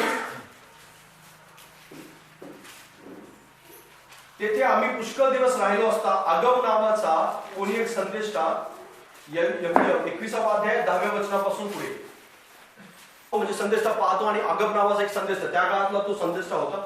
त्या काळातला त्याची भविष्यवाणी जी आहे ती खोटी होत नव्हती, कारण बऱ्याच वेळेस अगब नावाच्या संदेष्टाने वेगवेगळ्या प्रकारच्या भविष्यवाण्या, दुष्काळाविषयी त्याची भविष्यवाणी होती, ती भविष्यवाणी सुद्धा सत्य झालेली आपल्याला बघायला मिळते. आणि तो क्लोद्यांच्या काळामध्ये पडलेला दुष्काळ होता जो अगब संदेष्टाने केलेला होता भविष्यवाणी त्याची. आणि हा संदेश जो आहे अगब तो काय करतो, पौलाविषयी सुद्धा भविष्यवाणी करतो. तो कमरबंद घेतो, त्याचा बेल्ट घेतो आणि बेल्ट घेऊन म्हणतो की हा बेल्ट ज्या व्यक्तीचा आहे त्या व्यक्तीला यरूशलेममध्ये बांधणार आहे आणि परराष्ट्राच्या स्वाधीन करणार आहे. आणि पौलाला हे चांगल्या प्रकारे ठाऊक होतं की मला धरून दिलं जाणार आहे आणि हा संदेश जे बोलत आहे ते देवाचं वचन आहे आणि ते सत्य होणार. आणि एवढं सगळं माहित असून सुद्धा पौलाचं बायबल त्या ठिकाणी स्पष्टपणे सांगतं की पौलानी त्या लोकांचं ऐकलेलं नाही. पौलानी त्या लोकांना कुठल्याही प्रकारे तो बळी पडला नाही, तर असं तो म्हणाला की मी पुढे जाणार. हालेलुया. संकट जरी असतील तरी मी पुढेच जाणार. जरी अडचणींचा मला सामना करावा लागणार असेल, जरी वेगवेगळ्या प्रकारच्या समस्यांचा मला सामना करावा लागणार असेल, तरी माझी वाटचाल मात्र मी थांबवणार नाही, मी कुरकुर करणार नाही, मी वेगवेगळ्या प्रकारचे अपशब्द बोलणार नाही. मी कुठल्याही अविश्वासणाऱ्याकडे पाहून, कुठल्याही भ्रष्टाचार करणाऱ्या, पाप करणाऱ्या, वेगवेगळ्या प्रकारच्या देवाची अवज्ञा करणाऱ्या व्यक्तीचा आशीर्वाद किंवा त्याच्याकडे आलेला पैसा किंवा त्याच्याकडे झालेली भरभराट पाहून मी काम करणार नाही, तर माझी दृष्टी देवाने दिलेल्या प्रतिफळाकडे असेल. हालेलुया. देवाने दिलेल्या सामर्थ्याकडे असेल, देवाने दिलेल्या गौरवाकडे असेल. मोशे जर त्या फारोचं सैन्य पाहून किंवा त्याच्यातली संपत्ती पाहून जर मिस्र देशामध्ये थांबला असता, तर त्याच मोशेने फारो आणि त्याचं सैन्य, त्याचे रथ आणि त्याचं सगळं सोनं समुद्रामध्ये गडप होताना पाहिलं नसतं. हालेलुया. तो मोशे काठी घेऊन निघाला, पण त्याला ठाऊक नव्हतं, ही गोष्ट सुद्धा ठाऊक नव्हती त्याला, कारण बऱ्याच वेळेस त्याला गोष्टी ठाऊक नव्हत्या पण त्या गोष्टी पुढे जाऊन घडलेल्या आहेत. तो मोशे काठी घेऊन निघाला, प्रवास करत तांबड्या समुद्रासमोर आला, काठी उगारली, त्याच्यानंतर काठी उगारून तांबडा समुद्र दुभागला, ते पलीकडे गेले. आणि बायबल सांगतं फारो आणि त्याचे सैनिक, त्याचे रथ सगळे घेऊन समुद्रामध्ये घुसले. पण बायबल त्या ठिकाणी सांगतं ज्यावेळेस पुन्हा एकदा मोशेने काठी उगारली, ज्या रथांची कदाचित मोशेला अभिलाषा झाली असते तेच रथ बुडताना दिसले त्याला. हालेलुया. तेच रथ, तेच सोनं, तेच सैनिक, ज्या सैनिकांची जर अभिलाषा झाली असती तेच सैनिक बुडताना पाहिले आणि तेच मरून पडलेले पाहिले. हालेलुया. बरीच लोक पुढे भविष्य न दिसल्यामुळं, पुढे जे तुमच्यासाठी राखून ठेवलं देवाने तुमच्यासाठी, त्या गोष्टी न पाहिल्यामुळं थोड्याशा संकटानं घाबरतात, थोडंसं काहीतरी होतं, थोडंसं त्यांची एक प्रार्थना ऐकली जात नाही, एक काहीतरी अशी एखादी गोष्ट होती की ज्या गोष्टी त्यांना असं वाटतं की नाही परमेश्वराचं लक्ष नाही माझ्याकडे, परमेश्वर माझ्या जीवनामध्ये काम नाही करत.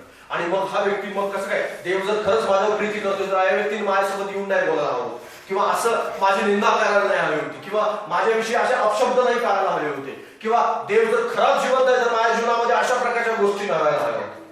लक्षात घ्या, चुकून सुद्धा स्वप्नात सुद्धा अशा प्रकारच्या गोष्टी देवावर अविश्वास दाखवून बोलू नका. हालेलुया. कारण संकट नेहमी विश्वासकरांना पुढे घेऊन जाण्यासाठी असतात. बाजूला संकटे पुढे घेऊन जाण्यासाठी असतात, पण संकट आपल्याला विचलित करतात, संकट आपल्याला हलवतात, आपल्याला आतून बाहेरून हलवतात. आपल्याला असं वाटतं की संकट मला नाश करण्यासाठी.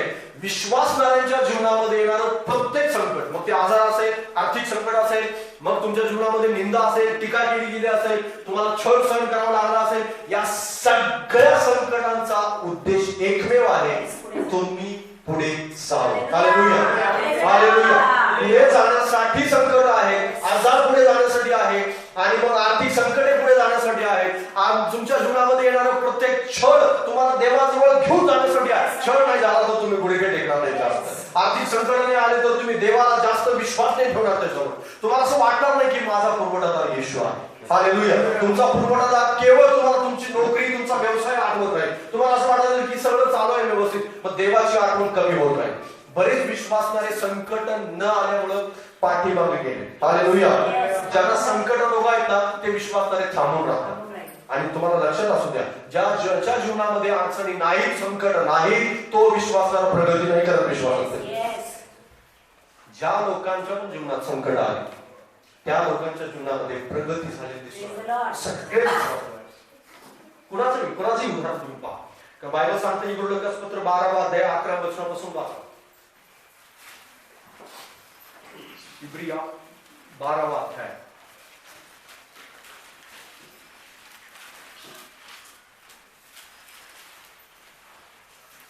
11 वचनापासून पुढे सांगितलं, कोणतीही शिक्षा तात्कालिक आनंदाची वाटत नाही, उलट खेदाची वाटते. तरी ज्यांना तिच्याकडून वळण लागले आहे त्यांना ती पुढे नीतिमत्व व शांतिकारक फळ देते. म्हणून लोंबकाळणारे हात व लटपटणारे गुडघे सरळ करा. हालेलुया. Praise the Lord. आणि आपल्या पायांसाठी वाट सरळ करा, सरळ वाट करा, यासाठी की लंगड्यांचा सांधा उखळू नये, उलट तो भरा व्हावा. हालेलुया. बायबल स्पष्टपणे सांगतं की लंगड्यांचा सांधा उखळण्यासाठी परमेश्वर संकट नाही घेऊन येतो, तर तो बरा करण्यासाठी. हालेलुया. परमेश्वर आपल्या जीवनाची वाट सपाट करायला सांगत आहे आणि पुढे जाण्यासाठी आपल्याला सांगत आहे. पण बऱ्याच लोकांनी संकटामुळे आपल्या वाटा काय केलेले, बंद केलेले. आपला पुढचा विश्वास जो आहे तो बंद केलेला आहे. कारण संकट तुम्हाला विश्वासात वाढवतात, प्रार्थनेत वाढवतात, देवाच्या रिलेशनशिप मध्ये वाढवतात. त्याच प्रकारे देवावर जास्त देण्यासाठी तुम्हाला परमेश्वर वाढवतो. कारण बऱ्याच लोक लक्षात घ्या, तुम्ही संपन्नतेतून देवाला दान देत असाल तर तुमचं दान अर्पण हे स्वीकार्य नाही, लक्षात घ्या. पण ज्यावेळेस तुम्ही संपन्न नसताना तुमच्याजवळ काहीच नाही, तुम्ही कफलक आहात आणि जे उरले आहे ते पण तुम्ही देवाच्या राज्यामध्ये देता, त्यावेळेस तुमची खरी परीक्षा. हालेलुया. आणि त्याच्या जीवनामध्ये आशीर्वाद देव नेमका काय देतो हे त्यांनाच केवळ समजतं. संपन्न लोकांना समजून येत नाही. बरेच लोक आज संपन्नतेतून देऊ विचार, माझ्याकडे करोड येऊ देत, मी द्यायला चालू कर. तू 100 नाही दिलेस तर करोड कधी देणार? हालेलुया. कारण 100 असं 10 द्यायला जर जड वाटत असेल, 1000चं जर 100 तुम्हाला द्यायला जड वाटत असेल, 10,000चं 1000 द्यायला जड वाटत असेल, तर तुम्ही 1,00,000चा कधीच नाही देऊ शकत. कारण ती मोठी रक्कम होते नाही. 10,000 रुपये ते बघूनच आकडा भीती वाटते. पण बरेच लोक त्या संकटामध्ये करू इच्छित नाही. संकटामध्ये जे विश्वास ठेवत नाही ते आशीर्वादात सुद्धा नाही ठेवू शकत. म्हणजे संकटात विश्वास ठेवतात त्या आशीर्वादात खूप चांगला विश्वास ठेवू शकतात. लक्षात घ्या. कारण त्यांना ठाऊक असतं, जो परमेश्वर मला संकटातून बाहेर काढतो आणि आशीर्वादात घेऊन जातो, तो मला इथून पुढे सुद्धा वाटचाल करत राहणार आहे माझ्यासोबत. हालेलुया. कारण परमेश्वर तुम्हाला सोडणार नाही, तो तुमचा हात धरून चालतो. कारण जशा प्रकारे एक गोष्ट आपण वाचतो की संकटांच्या ज्यावेळेस नॉर्मल जीवन चालू असतं त्यावेळेस देव आपल्या सोबत चालत असतो. पण ज्यावेळेस आपण संकटात असतो त्यावेळेस आपल्या सोबत नाही चालत, तर तो आपल्याला उचलून घेऊन चालत असतो. हालेलुया. खूप वेळेस होतं काय की आपल्याला संकट हलवतात, विचलित करतात, आपल्याला जे ध्येय देवाने आपल्याला देऊ केलेले त्या ध्येयापासून हलवतात. विश्वास ज्यावेळेस इस्रायल लोक 40 वर्षाचा प्रवास करत होते त्यावेळेस प्रत्येक संकटाच्या वेळेस त्यांची कुरकुर पाहायला मिळते. प्रत्येक जे संकट आहे ते त्यांना पुढे घेऊन जाण्यासाठी होतं. प्रत्येक संकट जर तांबडा समुद्र आला, तांबड्या समुद्रात नाश होण्यासाठी परमेश्वराने तांबडा समुद्र आणलेला नव्हता. हालेलुया. तांबडा समुद्र पुढे घेऊन जाण्यासाठी होता. असं नाही झालं की तांबडा समुद्र आला, देव म्हणाला ठीक आहे आता मी इथं करू नाही शकत, तुम्ही मागे जाऊ शकताय, तुमचा प्रवास थांबवा आणि मागे जा, किंवा तुम्ही थांबून राहा, इथंच देणे टाका आणि हाच तुमचा वतन देश.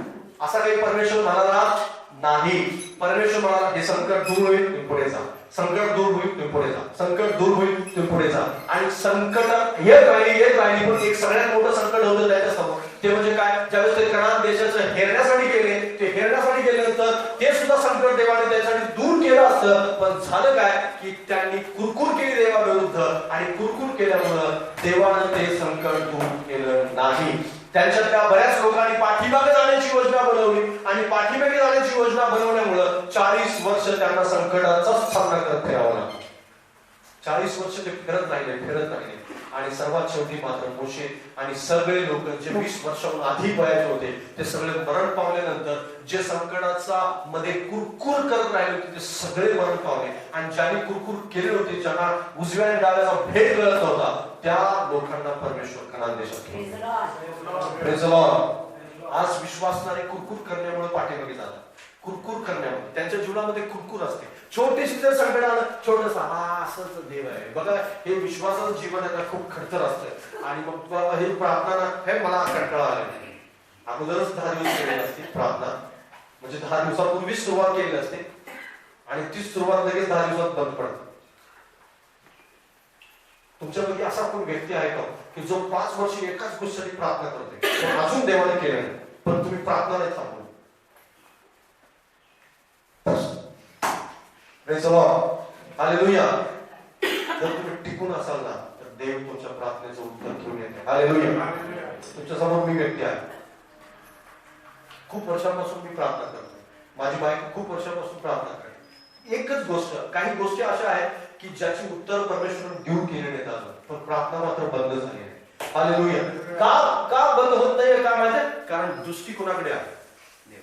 देवाकडे दृष्टी आहे. दृष्टी ज्यावेळेस देवाकडे असते त्यावेळेस असं नाही होणार की त्याचं उत्तर मिळणार नाही. उत्तर मिळेल एक दिवस. हालेलुया. त्याचं उत्तर परमेश्वराने ठेवलेलं आहे पण परमेश्वर बऱ्याच वेळेस तुमच्या अंतःकरणामध्ये त्या गोष्टी वारंवार तुमची परीक्षा पाहतो किंवा तुम्हाला तपासून पाहतो आणि पौलाला परमेश्वराने तपासलं आणि एक वेळ अशी आली की त्याला बंदिवासात टाकलं जाणार आहे हे माहिती असून सुद्धा तो रोम सरकारच्या हातात पडेल आणि त्याच्यानंतर पुढचं जे वाटचाल आहे त्याची खूप खडतर असणार आहे आणि इथपर्यंत त्याची खडतर वाटचाल होणार आहे की एक दिवस त्याचा चिरछेद होणार आहे. हे सगळं ठाऊक असून सुद्धा पौल म्हणाला मी तिकडे जाणार.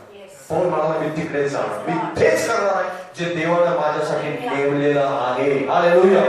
ज्यावेळेस तुमची दृष्टी प्रतिफळाकडे असेल ज्यावेळेस तुमची दृष्टी येशूकडे असेल ज्यावेळेस तुम्ही पुढे जाण्याचा निर्णय घेत राहा त्यावेळेस संकट तुम्हाला विचलित करणार नाही. संकटांच्यावर मात करून तुम्ही पुढे जा आणि म्हणाल की देवानं मला विजयी होण्यासाठी बोलवलेलं आहे. देवाने मला संकटावर विजय होण्यासाठी बोलवलेला आहे. हालेलुया. कारण पुढे जाण्यासाठी जर कोणती गोष्ट आवश्यक असेल तर ती संकट आवश्यक आहे. कारण संकट तुम्हाला नाश करण्यासाठी नाही. कारण बायबल त्या ठिकाणी सांगतं की कोणतीही शिक्षा कोणतंही संकट तात्कालिक आनंदाचं वाटत नाही. तात्काळ म्हणजे ज्या वेळेस आपण ते सहन करत असतो त्यावेळेस आपल्याला त्याचा आनंद समजत नाही. त्यावेळेस आपल्याला त्याच्यातलं दुःख आपण शोधत असतो अडचण समजत असतो. आपल्याला असं वाटत असतं की मला नाश करण्यासाठी पण बायबल स्पष्टपणे सांगतं की देवाच्या लोकांना पुढे घेऊन जाण्यासाठी ते संकट आहे. देवाच्या लोकांना पुढे नेण्यासाठी त्या संकटांचा देव उपयोग करून घेईल. कारण बऱ्याच वेळेस संकट विचलित करतात पण विश्वासणारा जो स्ट्रॉंग आहे मजबूत आहे तो विचलित होत नाही. तो संकटाचा धैर्याने सामना करतो आणि आपली वाटचाल चालू ठेवतो बंद करत नाही. तो थांबवत नाही आपली वाटचाल. तुमची वाटचाल कधीच तुम्ही थांबू नका. विश्वासात पुढे जात राहा. मग कोणत्याही गोष्टीत देवाने तुम्हाला पुढे न्यायचं ठरवलेलं आहे त्या सगळ्या गोष्टीमध्ये पुढे जात राहा. संकट कितीही येऊ द्या अडचणी कितीही येऊ द्या देवाजवळ जा. आभार प्रदर्शनासह आपली मागणी देवाला कळवा आणि मी तुम्हाला खात्री देतो की देव तुमच्या प्रार्थनांचे उत्तर दिल्याशिवाय राहणार नाही. हालेलुया. योबाच्या जीवनामध्ये किती मोठे संकट आहे किती मोठ्या अडचणीमधून तो गेला. वेगवेगळ्या प्रकारच्या समस्यामधून तो गेला. त्याच्या शारीरिक अडचणी होत्या सगळी संपत्ती हरवलेली होती सगळं काही बायको त्याच्या विरोधात झालेली होती सगळं काही संपलेलं होतं आणि अशा वेळेस सुद्धा त्याच्या मुखातून एक अपशब्द निघाला नाही. हालेलुया. आज विश्वासणाऱ्यांच्यावरती हसू येतं कारण एक छोटीशी गोष्ट होते ते लगेच कुरकुर करतात आणि इतकी मोठी कुरकुर असते की सगळं विसरतात. देवाने त्यांच्या जीवनामध्ये केलेली मोठी लिस्ट आहे आणि ती सगळी लिस्ट अगदी 13शी टोपली दाखवतात त्या सगळ्या लिस्ट. कारण का संकट त्यांना विचलित करतात आणि ते पुढे जाण्याचा मार्ग जो आहे थांबवतो आणि मग पुढे तिथून पुढे परत त्यांची वाटचाल शून्यातून सुरू. मग आजपासून परत प्रार्थना चालू आजपासून परत उपवास चालू. जर तुमच्या प्रार्थना बंदच नाही झाल्या तर तुमच्यासाठी किती मोठं प्रतिफळ असेल विचार करा. जर तुम्ही संकटात सुद्धा देवासोबत विश्वास योग्य राहणं बंदच नाही केलं जरी तुम्ही कितीही अडचणी आल्या त्यावेळेस तुम्ही कितीही अपशब्द कोणत्याही बोलायचं असं तुमची इच्छा जरी झाली तरी तुम्ही बोलला नाही तर तुमच्यासाठी किती मोठं प्रतिफळ असेल विचार करा. कारण देवाने योबाला खूप मोठं प्रतिफळ दिलं. योबाला परमेश्वराने दुप्पट संपत्ती दिली. हालेलुया.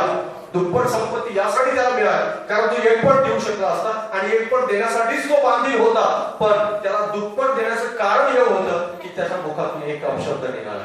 हालेलुया. त्याच्यासाठी तो एकपट देण्यासाठी बांधलेला असताना सुद्धा तो दुप्पट देतो. परमेश्वर तुमच्यासाठी जे तुमच्यापासून हिरावले गेले ते देण्यासाठी बांधलेलं असताना सुद्धा देव तुम्हाला दुप्पट द्यावा असं मला वाटत असेल तर तुम्हाला संकटात स्थिर राहायचं, संकटात घाबरायचं नाही, संकटात कुठल्याही प्रकारच्या अडचणीला घाबरायचं नाही, तर त्याला धरून राहायचं आहे. आणि मी तुम्हाला खात्री देतो की तुमच्यासाठी प्रतिफळ वाट पाहत आहे. हालेलुया. तुमच्यासाठी प्रतिफळ राखून ठेवलेला परमेश्वर. पुढे पुढे जाऊया आपण. तिसरी सर्वात महत्वाची गोष्ट आहे योहानाचं शुभवर्तमान 7वा अध्याय आणि 15वे वचन.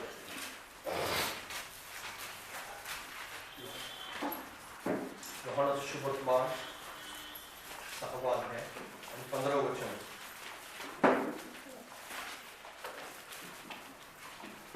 पुढे जाण्यासाठी अडखळ जे ठरणारी तिसरी महत्वाची गोष्ट आहे ती म्हणजे काय माहिती आहे, विचलित करते आपल्याला ही गोष्ट. ते म्हणजे कोण? शैतान आपल्याला विचलित करतो. 6वा अध्याय आणि 15वे वचन. मग ते येऊन आपणास राजा करण्याकरता बळजबरीने धरण्याच्या बेतात आहेत हे ओळखून येशू पुन्हा डोंगरावर एकटाच निघून गेला. आणि वाचा मत्तेचं शुभवर्तमान 16वा अध्याय आणि 19 ते 23 वचन.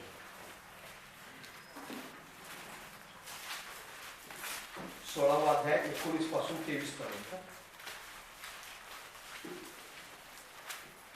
21 पासून 23 पर्यंत. तेव्हा येशू ख्रिस्त आपल्या शिष्याला सांगू लागला की मी यरूशलेमेत जाऊन वडील, मुख्य याजक, शास्त्री यांच्याकडून पुष्कळ दुःखे सोसावी, जीवे मारले जावे, तिसऱ्या दिवशी उठवले जावे याच्या आगत काय. तेव्हा पेत्र त्याला म्हणाला, त्याला जवळ घेऊन म्हणाला, त्याचा निषेध करून म्हणाला, प्रभूजी आपणावर दया असो असे आपल्याला होणारच नाही. परंतु तो वळून पेत्राला म्हणाला, अरे सैताना माझ्याकडून निघून जा, तू मला अडकवलं आहेस, कारण देवाच्या गोष्टीकडे तुझे लक्ष नाही तर माणसांच्या गोष्टीकडे तुझे लक्ष आहे. बाजूवाल्याला सांगा, सैतान तुम्हाला अडकवून करतो. पुढे जाण्यासाठी सैतान विचलित करतो आपल्या ध्येयापासून, आपल्या लक्षापासून. जे देवाने तुमच्यासाठी लागू केलेलं आहे, जे देवाने तुमच्यासाठी नेमून ठेवलंय त्याच्यापासून सैतान विचलित करतो. आणि येशू ख्रिस्ताला विचलित करण्याचा बऱ्याचच वेळा प्रयत्न झालेला आहे, बऱ्याचच वेळा. आणि खूप वेळेस त्या प्रत्येक प्रयत्नांना प्रभू येशू ख्रिस्ताने हाणून पाडलेलं आहे. आणि आता या ठिकाणी त्याचा प्रिय शिष्य आहे. येशू ख्रिस्ताचा कोण आहे? प्रिय शिष्य आहे. आणि तो प्रिय शिष्य, कारण त्याचे प्रिय 3 शिष्य होते, पेत्र, योहान, याकोब, हे ते 3 प्रिय शिष्य होते.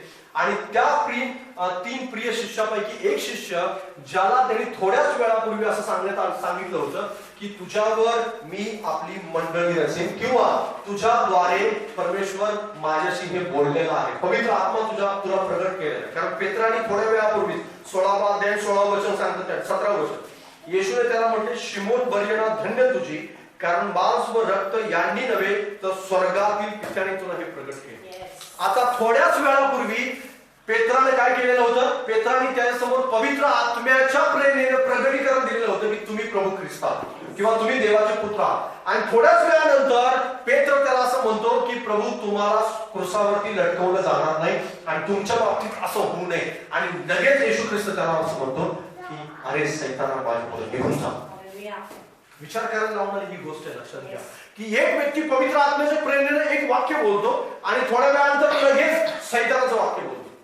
म्हणजेच काय की सैतान जो आहे तो कुणाच्या द्वारे तुम्हाला विचलित करेल, कोणत्या व्यक्तीच्या द्वारे विचलित करेल, कोणत्या घटनेच्या द्वारे विचलित करेल, कोणत्या प्रसंगातून विचलित करेल, कोणत्या विश्वासनाद्वारे विचलित करेल, हे तुम्ही सांगू नाही शकत. लक्षात घ्या. पण ज्यावेळेस पण तुम्हाला सैतानाचा डावपेच समजेल त्यावेळेस त्या डावपेचाला तुम्हाला हाणून पाडण्यात आलं पाहिजे, तुम्ही हाणून पाडलं पाहिजे. आणि जर तुम्ही हाणून पाडला नाही तर तुमची वाटचाल बंद झाली समजा, तुमची वाटचाल बंद होणार. कारण तिथून पुढे तुमची वाटचाल चालू शकत नाही तुम्ही.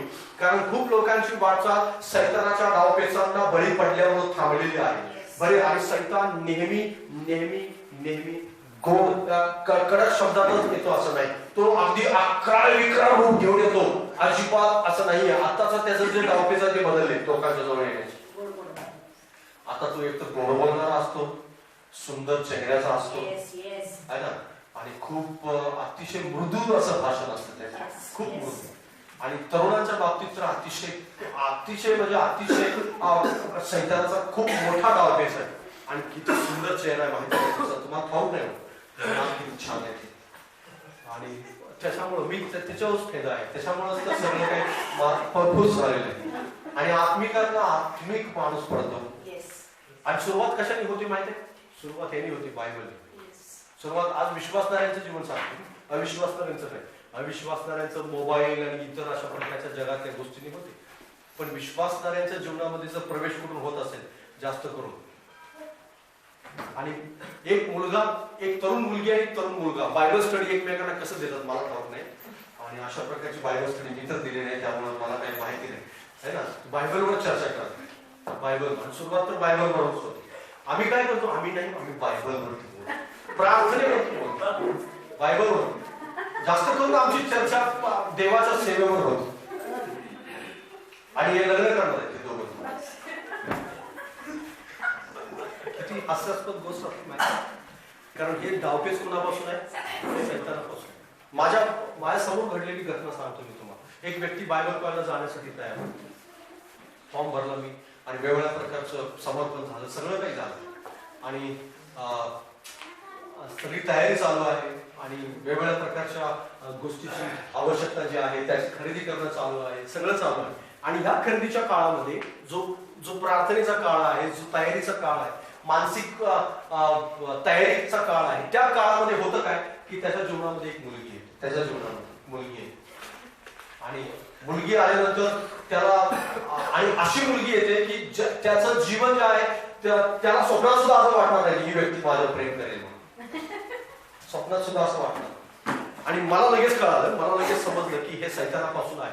मी खूप समजावून सांगितलं, मी खूप विनंत्या केल्या, वेगवेगळ्या प्रकारे प्रयत्न केला की त्याचं मन फिरवावं, वेगवेगळं त्याला सांगावं. पण कालांतरानं असं झालं की त्याचा जो विचार आहे तो विचार फेरला. त्याला असं वाटलं मी आता लग्न करणार, मी संसार करणार, वेगवेगळ्या प्रकारच्या गोष्टी करणार आणि त्याच्यानंतर माझं जीवन जे उत्कृष्ट प्रकारे चालू होईल आणि माझ्या जीवनामध्ये खूप काही चांगल्या गोष्टी घडून आले. आणि ही देवाचीच योजना आहे की हे विश्वासणारी व्यक्ती माझ्या जीवनामध्ये आलेले आहे आणि विश्वासणाऱ्या व्यक्तीनं माझ्यावर प्रेम केले आणि माझं लग्न चर्चमध्ये होणार आणि आम्ही एकत्र सेवा करणार देवाची. आणि असं सगळं काही प्लॅन झालं. आणि हे सगळं प्लॅन नंतर एक दिवस मला कळालं आणि मग मी निश्चित अर्थाने जे योग्य आहे, जे देवाला मान्य आहे, तो निर्णय घेतला.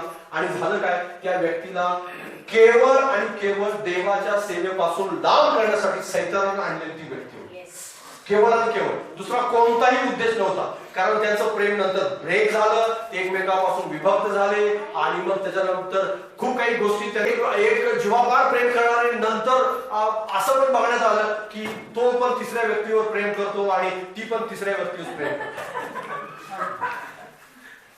ह्याला काय म्हणतात मला ठाऊक नाही आहे, लक्षात घ्या. म्हणजे याला कोणतं प्रेम म्हणतात आणि याला कोणतं त्याग म्हणतात आणि या सगळ्या गोष्टी. कारण खूप लोकांच्या जीवनामध्ये कदाचित कुणाच्या जीवनात मुलगी असेल, कुणाच्या जीवनात मुलगा असेल, कुणाच्या जीवनामध्ये त्यांचे आईवडील असतील, कुणाच्या जीवनात नातेवाईक असेल, कुणाच्या जीवनात मित्र असेल, कुणाच्या जीवनात मैत्रीण असेल, कुणाच्या जीवनामध्ये वेगवेगळ्या प्रकारे सैतान तेजस्वी देवदूतांचं स्वरूप धारण करतो. सैतान, आणि हा सैतान विचलित करतो, सुंदर चेहऱ्याने विचलित करतो, सुंदर आवाजाने विचलित करतो. आणि मग बायबलची वचनं घेऊन येतो. येशू ख्रिस्ताला कशाने परीक्षेत पाडायचा प्रयत्न केला सैतानाने? कशाने? देवाची वचनं होती. येशू ख्रिस्ताजवळ तो कुठल्या जगातल्या गोष्टी घेऊन आला नाही. त्याला ठाऊक होतं विश्वासणारा कसं फसतो ते. त्याला ठाऊक होतं येशू कशाला बळी पडणार.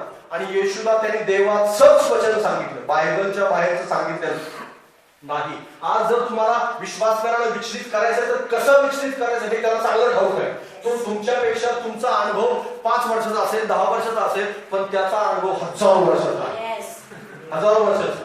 आणि हजारो लोकांना त्यांनी फितवलेलं आहे आणि हजारो लोकांना त्यांनी पापात पाडलंय, हजारो लोकांना ध्येयापासून फिरवलंय, विचलित केलेलं आहे, त्यांची पुढची वाटचाल थांबवलेली आहे. आणि त्याला चांगल्या प्रकारे ठाऊक आहे तुम्ही कुठे बसता. तुमचा बाहेरना एक आणि एक तुम्ही काय विचार करता आणि काय ठरवता आणि सगळं काय. कारण तो काय करतो माहिती आहे, तो नजरेवरून बघतो. कारण सैतानाचं बघण्याचं जे आहे ना, म्हणजे सैतानाचं तुमच्या जीवनाविषयी जे अनुमान आहे ते अनुमान वेगवेगळ्या प्रकारचे लावलं जातं. एक म्हणजे काय की तुम्ही काय बघता त्याच्यावरून, तुम्ही काय पाहता त्याच्यावरून तो अनुमान लावतो. तुम्ही काय पाहता, तुम्ही काय कार्य करता त्याच्यावरून तो अनुमान लावतो. तुम्ही काय करणार पुढे जाऊन काय करणार. सैतान काय करतो, अनुमान लावतो. अनुमान बऱ्याच गोष्टी अंतःकरणात त्याला समजत नाही. मग तो काय करतो माहिती, हा पाहतो काय, हा बघतो काय, मोबाईलमध्ये काय बघतो, टीव्हीवर काय पाहतो आणि बाहेर रस्त्यावर काय पाहतो, हे त्याच्याकडे तो लक्ष लावतो की हा काय. मग त्याच्यावरून बायोडाटा तयार होतो. एखाद्या माणसाची हिस्ट्री ज्यावेळेस काढते ना त्यावेळेस ती हिस्ट्री अशी काढली जाते, अनुमान लावलं जातं. त्याच्यानंतर तो पाहतो काय, किंवा तो कार्य काय करतो, काम काय करतो, कुणाला जाऊन भेटतो आहे ना, मग कुणाशी बोलतो फोनवरती. आणि मग मग तो त्याला माहिती आहे की इथं बसा, बरोबर इथं बरोबर हे गोष्ट आहे की याचं जी वाटचाल थांबवायची आहे, या ठिकाणी हातोडा मारा, बरोबर थांबा. त्याच्या दुकानाला आज्ञा दिली जाते की इथं हातोडा मारा, तुमचं काम फत्ते आहे. आणि खरोखर हातोडा मारला जातो आणि काम फत्ते होतं त्या माणसाने. त्याची सगळी वाटचाल बंद, सगळं काही बंद पडतं. प्रार्थना बंद होऊ लागतात, बायबलचं वचन बंद होऊ लागतं, सगळं काही हळूहळू त्या जीवनामध्ये थांबू लागतं. आणि बऱ्याच वेळेस आपल्याला समजत नाही की माझी वाटचाल थांबली का, माझ्या जीवनामध्ये आशीर्वाद का थांबले, माझ्या जीवनामध्ये माझी प्रार्थना का थांबलेली आहे, माझं जीवन का स्टॉप आहे, पुढे का जात नाही, मी प्रगती का करत नाही, आणि मी स्वीकारतो ते खरं सगळं, आणि मग पुढे का माझ्या जीवनामध्ये काम होताना दिसत नाही, मी दान पण देतोय पण मला परत आशीर्वाद का मिळत नाही रिटर्न. हे सगळं काय आहे ना, हे सगळं त्याच्या त्या हातोड्यावरती अवलंबून आहे. म्हणजे सैतानाच्या त्या विचलित गोष्टीला तुम्ही बळी पडलेला आहात, म्हणून तसं होतंय. येशू ख्रिस्ताला बळी पाडण्याचा सैतानाने खूप प्रयत्न केला, विचलित करण्याचा खूप प्रयत्न केला, पण तो ओळखू शकला आणि लगेच पेत्राला तो म्हणाला, अरे सैताना माझ्याकडून चालतो. हालेलुया. तुम्ही म्हणायला हवं, विश्वासाने म्हणायला हवं. लक्षात घ्या, बऱ्याच वेळेस तुमच्या समोर तेजस्वी देवदूत येईल, बऱ्याच वेळेस तुमच्यासाठी गोड गोड भाषण येईल, बऱ्याच वेळेस तुमच्या समोर वेगवेगळ्या प्रकारच्या विचलित करणाऱ्या गोष्टी येतील. तुम्हाला काय वाटतं की तुमच्या जीवनामध्ये हे होणार नाही? प्रत्येकाच्या जीवनामध्ये हो. प्रत्येक व्यक्ती जर येशू परीक्षेतून गेलाय तर तुम्ही सुद्धा जा. असं कोणी नाही ह्या जगामध्ये पालकला जाणार नाही. वाचा माझ्या बरोबर, वाचा तुम्ही, वाचा म्हणजे लक्षात येईल तुम्हाला. इब्री लोक असतात, इब्री लोक असतात. बऱ्याच लोकांना वाटतं की मी पारखला जाणार नाही किंवा मी पारखण्यासाठी निवडलेलं नाहीये, कारण आपण सगळेजण पारखले जाणार आहोत. इब्री लोक असतात याचा 11वा अध्याय असेल.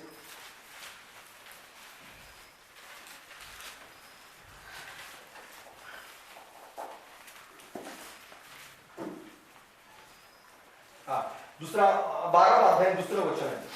आपण आपल्या विश्वासाचा उत्पादक व पूर्ण करणारा येशू याच्याकडे आपण पाहत असावे, जो आनंद त्याच्या पुढे होता त्याच्या करता त्याने लज्जा तुच्छ मानून वधस्तंभ सहन केला आणि तो देवाच्या राजसनाच्या उजवीकडे बसला आहे.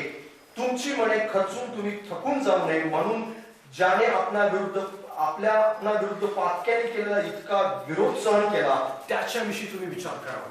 हालेलुया. आता बायबल त्या ठिकाणी काय सांगतं, येशू ख्रिस्त तुमच्या आणि माझ्यासाठी काय आहे बरं, उदाहरण आहे. आणि येशू ख्रिस्ताने कोणत्या गोष्टीसाठी सैतानासोबत संघर्ष केला होता? वधस्तंभावरच्या मरणासाठी. हालेलुया. कोणतं? ती गोष्ट आनंदाची गोष्ट होती का? निश्चित अर्थाने नव्हती. ती गोष्ट दुःखाची गोष्ट होती. ती गोष्ट आपल्यासाठी आनंदाची होती, पण त्याच्यासाठी मात्र खूप सहनशक्तीची गोष्ट होती, त्याच्यासाठी खूप त्रासाची गोष्ट होती. आणि त्याच गोष्टीसाठी ज्यावेळेस तो पेत्राला नकार देतो, पेत्राला म्हणतो, अरे सैताना माझ्याकडून चालतं हो, कदाचित त्याच्या मनामध्ये विचार आला असेल की माझ्यावर कदाचित पेत्र प्रेम करतो खूप, म्हणून तो मला म्हणत आहे की क्रूसावर तुम्ही मरू नये. आणि निश्चित अर्थाने ही चांगली गोष्ट आहे. प्रेम करणं गुन्हा आहे का? निश्चित अर्थाने गुन्हा नाहीये. बऱ्याच वेळेस एखादा तरुण किंवा तरुणी एखाद्या प्रेमात पडते त्यावेळेस त्याला असं वाटतं पाळतं दुश्मन वाटतं म्हणा, आणि बऱ्याच वेळेस विश्वासणारे पण दुश्मन वाटतात. का दुश्मन वाटतात माहिती आहे? कारण त्याला असं वाटतं मग माझं प्रेम नाही, माझं प्रेम आहे म्हणून मी हे सगळं करत आहे. पण पेत्र प्रेम करत नव्हतं का त्याच्यावर? पेत्र प्रेम करत होता, पण तो काय म्हणाला, अरे सैताना माझ्याकडून चालतं, कारण जे देवानं नेमलेलं आहे, मग भले ते दुःखाचं का असेल पण ते देवाने नेमलेलं. हालेलुया. भले ते दुःखाचं का असेना, मला सहनशक्ती का मला एकवट करावी लागली असेल, किंवा मला कदाचित त्या वेदनेतून का जावं लागणार, तरी सुद्धा मी ते स्वीकारणार की जे देवाने नेमले. हालेलुया. तुझी प्रेमाची भाषा मला नको आहे, तुझं जे प्रेमाचं अंतःकरण आहे ते मला नको आहे. आज अशा प्रेमाच्या लोकांना, प्रेमाच्या अंतःकरणाला आपण डावललं पाहिजे. पण बऱ्याच वेळेस सैतानाचे डावपेच आपण ओळखत नाही. हा माझाच भाऊ आहे, हा माझीच आहे, त्याच्यामुळं मी तिचं ऐकणार. अहो माझ्याच आई वडील मला सांगतात म्हणून मग त्यांच्या समोर मला जाता येत नाही, त्यांच्या पुढे जाता येत नाही. येशू काय म्हणाला माहिती आहे, जो कोणी माझ्या मागे येऊ इच्छितो त्यांना आपल्या आई वडिलांचा त्याग केला पाहिजे. आता हे तर कठीण आहे विश्वासणाऱ्यांसाठी, हे तर खूप कठीण आहे. माझ्या घरातल्या लोकांचा त्याग करायचा म्हटल्यानंतर मग येशू सगळंच काही बंद करायला सांगा. पण लक्षात घ्या, ज्यावेळेस येशू असं सांगतो त्यावेळेस येशू असं सांगतो की तू आपली दृष्टी माझ्याकडे लाव. हालेलुया. आणि ज्यावेळेस माझ्याकडे दृष्टी लावशील त्यावेळेस तुला हे लक्षात येईल की मी हे का सांगत आहे आणि कशासाठी सांगत आहे. कारण सैतान वेगवेगळ्या प्रकारच्या लोकांना तुमच्या जीवनामध्ये विचलित करण्यासाठी वेगवेगळी वाक्य घेऊन येईल, वेगवेगळे संकट घेऊन येईल, वेगवेगळ्या समस्या आले किंवा वेगवेगळ्या वचनांची आठवण तुम्हाला करून दिली जाईल आणि तुम्हाला सांगितलं जाईल की असं अशा प्रकारे होतं. आणि मग बऱ्याच लोकांच्या जीवनामध्ये आशीर्वाद थांबलेले आहेत, त्यांच्या जीवनातली प्रगती थांबलेली आहे किंवा सैतानाच्या त्या गोष्टीला ते बळी पडले. त्या बळी पडण्याचं कारण हे आहे, त्यांना असं वाटतं की हे देवाचं वचन आहे आणि देवाचं वचन आहे, देवाचं वचन दुधारी तलवार आहे. एक त्या वचनाला काउंटर वचन जे आहे ते वचन सांगत नाही आपण त्याला. येशू ख्रिस्ताला ज्यावेळेस सैतानाने वचन सांगितलं त्यावेळेस लगेच त्याला ते काउंटर वचन सांगितलं. कोणतं काउंटर वचन? की मनुष्य केवळ भाकरीने जगणार नाही तर तो देवाच्या मुखातून निघणाऱ्या वचनाने जगेल. हालेलुया. कारण त्याला ठाऊक होतं की हा देवाचा पुत्र आहे आणि ह्याच्या अधिकाराने सगळं काही होऊ शकतं. म्हणजे हा बोलला तरी भाकरी लगेच दगडाच्या भाकरी होणार आहे ते त्याला ठाऊक होतं आणि मनुष्याच्या पुत्राच्या हातामध्ये अधिकार आहे हे पण त्याला ठाऊक होतं. पण देवाचं वचन लगेच त्यांनी सांगितलं आणि तो म्हणाला असता की अधिकार माझ्या हातामध्ये आहे, देवदूत माझ्यासाठी सेवेसाठी आहे, हे सगळं काय आहे माझ्यासाठी आणि निश्चित अर्थाने मी जसं म्हणेल तसं होणार. पण देवाचं वचन जे आहे ते दुसरं देवाचं वचन जे दुधारी तलवार आहे, ती दुधारी तलवार त्या सैतानाच्या सामर्थ्याला कापून टाकते या ठिकाणी आणि त्याचं म्हणणं खोटं ठरतं. हालेलुया. तुमच्या जीवनामध्ये ज्यावेळेस अशा प्रकारच्या गोष्टी होतील, सैतानाचे डावपेच तुम्हाला दिसू लागतील, त्यावेळेस तुम्हाला त्याचा जो काउंटर अटॅक ज्याला म्हटलं जातं किंवा जे प्रतिहल्ला आहे तो प्रतिहल्ला तुम्हाला करता आला पाहिजे आणि तो देवाच्या वचनाने होतो. हालेलुया. तुम्हाला म्हणता आलं पाहिजे तू काय प्रेम करतोस माझ्यावर, माझा देव तुझ्यापेक्षा जास्त देव म्हणतो ते करणं. प्रेम कसं आहे. कारण मानवाचं प्रेम आहे आज बदललं आणि तुम्हाला स्टोरी सांगितली त्याच्यातलं प्रेम बदललं आणि आज असं झालेलं आहे एका वेळेस 4-4 जणांवर प्रेम करतात लोक. आज 4-4 वर प्रेम केलं जातं आणि एक आज तू नाही म्हणाल ती लगेच दुसरी पण असते लगेच. आता हे का? कारण का अस्थिर आहे सगळ्या गोष्टी. कारण हे सगळं सैतानापासून आहे. आज हे सैतानापासून असण्याचं कारण म्हणजे काय की त्यांना बळकावले गेलेले आणि बरेच विश्वासणारे बहकले, बरेच देवाची लेकरं बहकलेले आणि देवाची लेकरं बहकून काय मिळवलं त्यांनी त्यांच्या जीवनामध्ये? अस्थिरता मिळवली. त्यांनी काय मिळवलं ते थांबून राहिले. ज्यांच्यासाठी परमेश्वराने पवित्र आत्म्याचं दान ठेवलं होतं ते पवित्र आत्म्याचं दान हिरावलं गेलं त्यांच्यापासून आणि देवानं जे त्यांच्यासाठी नेमून ठेवलं होतं नेमून हिरावलं गेलं.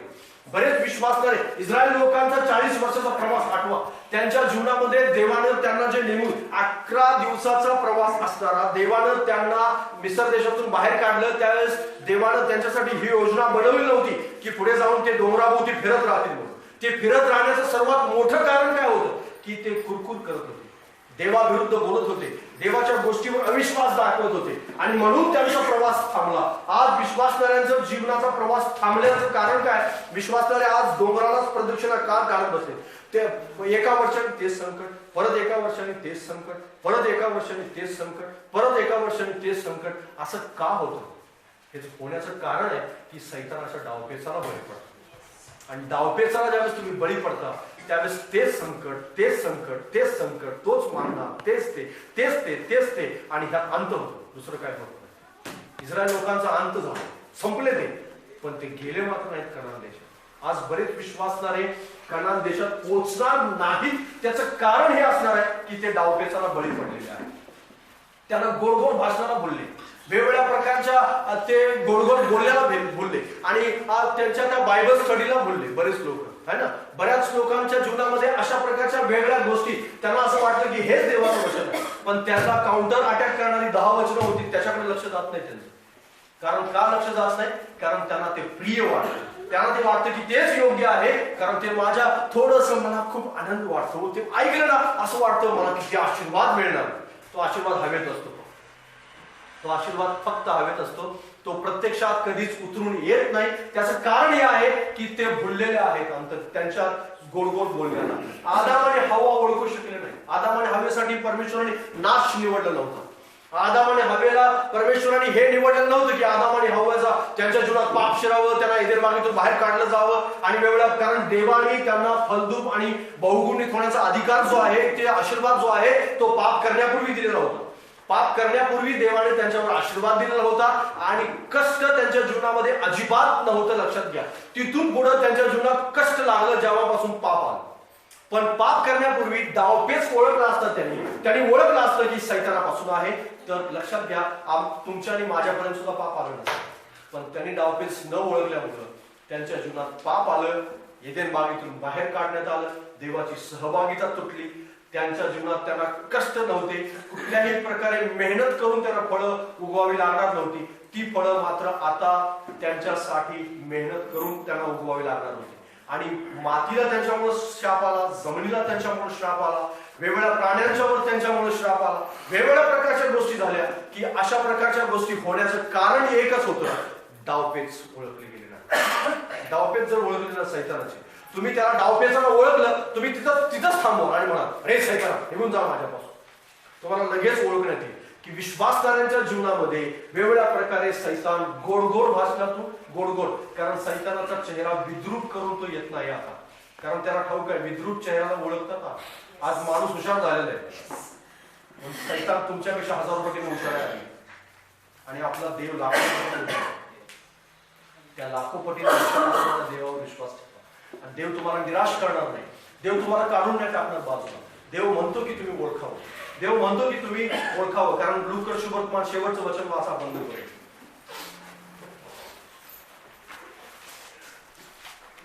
लूकच्या 4था अध्याय आणि 40वा वचन.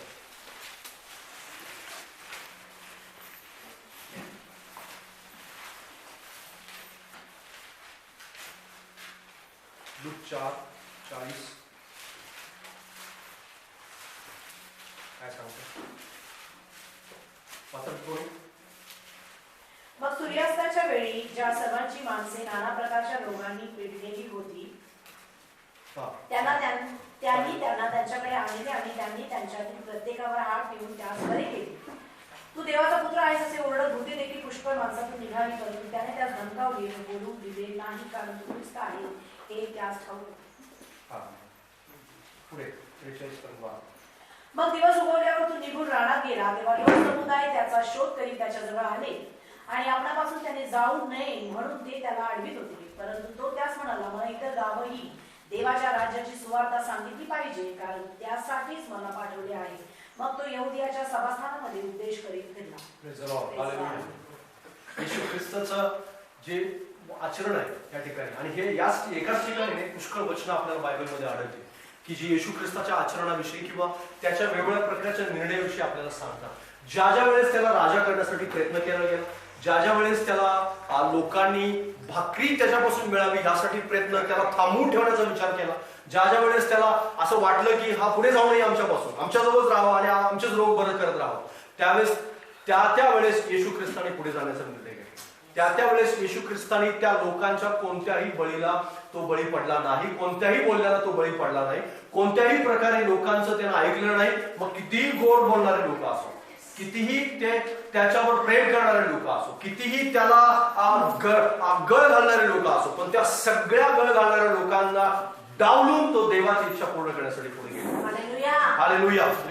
ज्या वेळेस तुम्हाला असं वाटेल की विश्वासणारा माझ्याशी गोड बोलतो आणि मला देवापासून पाठीमागं फिरवत आहे, त्यावेळेस त्या विश्वासणाऱ्याला कितीही द्वेष वाटला तुमचा, कितीही असं वाटलं तरी त्या बाबतीत जागृत राहा आणि हे देवाच्या वचनाच्या विरोधात आहे. बायबल तर जुन्या करारामध्ये असं सांगतं, जर एखादा तुझा नातेवाईक, एखादा जवळचा आप्त तुला गुप्तपणे असं म्हणत असेल की आपण देवाला सोडूया आणि तू पण देवाला सोड आणि मीही देवाला सोडणार आहे, तर ती गोष्ट लपवू नकोस मंडळीपासून, मंडळीला जाऊन सांग आणि तो व्यक्ती तुला परराष्ट्रीयांसारखा व्हावा आणि त्याचा वध करण्यात यावा. आता हे कठीण आहे बरं, हे सगळं काय, कारण जुन्या करारामध्ये ही गोष्ट लिहिलेली आहे आणि लोकांना असं वाटतं की हे कठीण आहे, पण हे कठीण यासाठी सांगितलं की आपल्याला देवावर आपली दृष्टी लावावी आणि आपण विचलित न होता आपण केवळ आणि केवळ देवाचं गौरव करून पुढे जात राहा. हालेलुया. कारण सैतान डावपेच घेऊन येतो वेगवेगळ्या प्रकारचे, मग कदाचित गोड भाषणातून, वेगवेगळ्या प्रकारच्या गोड बोलण्यातून तुमच्याजवळ तो येईल आणि मग त्या वेळेस तुम्हाला संघटनांच्या मध्ये गोड बोलण्यामध्ये तुम्हाला समजलं पाहिजे हे देवापासून आहे की सैतानापासून आहे. तितकं पवित्र आत्म्याचं सानिध्य तुम्ही मागितलं पाहिजे, तितकं देवाचं सामर्थ्य तुम्ही मागायला हवं. येशू ख्रिस्ताला पवित्र आत्म्याने बोललेलं आणि सैतानाने बोललेलं या दोन्ही गोष्टी कळू शकल्या याचं कारण काय होतं माहिती आहे? कारण त्याजवळ आत्मा. हालेलुया. तुमच्याजवळ आत्मा नसेल, तुम्ही जर वरवर प्रार्थना करणारे असाल तर तुम्हाला मग ही पण गोड बोलते, ही पण गोड बोलतो, तो पण असा बोलतो, मग त्याचं पण खरं, हा पण खरं, 10 लोकांचं खरं आणि मग 10 लोकांचं सगळ्याचं खोटं असतं, पण 10 लोकांचं खरं मानून तुम्ही जीवन जगत राहाल आणि डोंगराभोवती फिरत राहाल, पुढे कधीही जाणार नाही. मग आत्म्याने जर चालाल तर तुमच्या जीवनामध्ये एक गोष्ट तुम्हाला समजत राहील की हा आत्म्याने बोलतो की सैतानाच्या सामर्थ्याने. आणि मग सैतानाच्या सामर्थ्याने बोलत असेल तर तुम्ही हाकलून बाहेर काढा. तुमची प्रगती थांबणार नाही, तुमची पुढे जाण्याची वाटचाल थांबणार नाही. जाग्यावर राहाल तुम्ही, जाग्यावर केवळ राहणार नाही तर पुढे जात राहा. आणि इस्रायल लोकांचा प्रवास आठवा. आज मी तुम्हाला त्या प्रवासाची आठवण करून देता यासाठी इस्रायल लोकांच्या प्रवासात परमेश्वराने त्यांना जाग्यावर फिरण्यासाठी बोलवलेलं नव्हतं, त्यांना पुढे जाण्यासाठी बोलवलेलं होतं. तुम्हाला सुद्धा पुढे जाण्यासाठीच बोलवलेलं आहे, जाग्यावर फिरण्यासाठी बोलवलेलं नाही.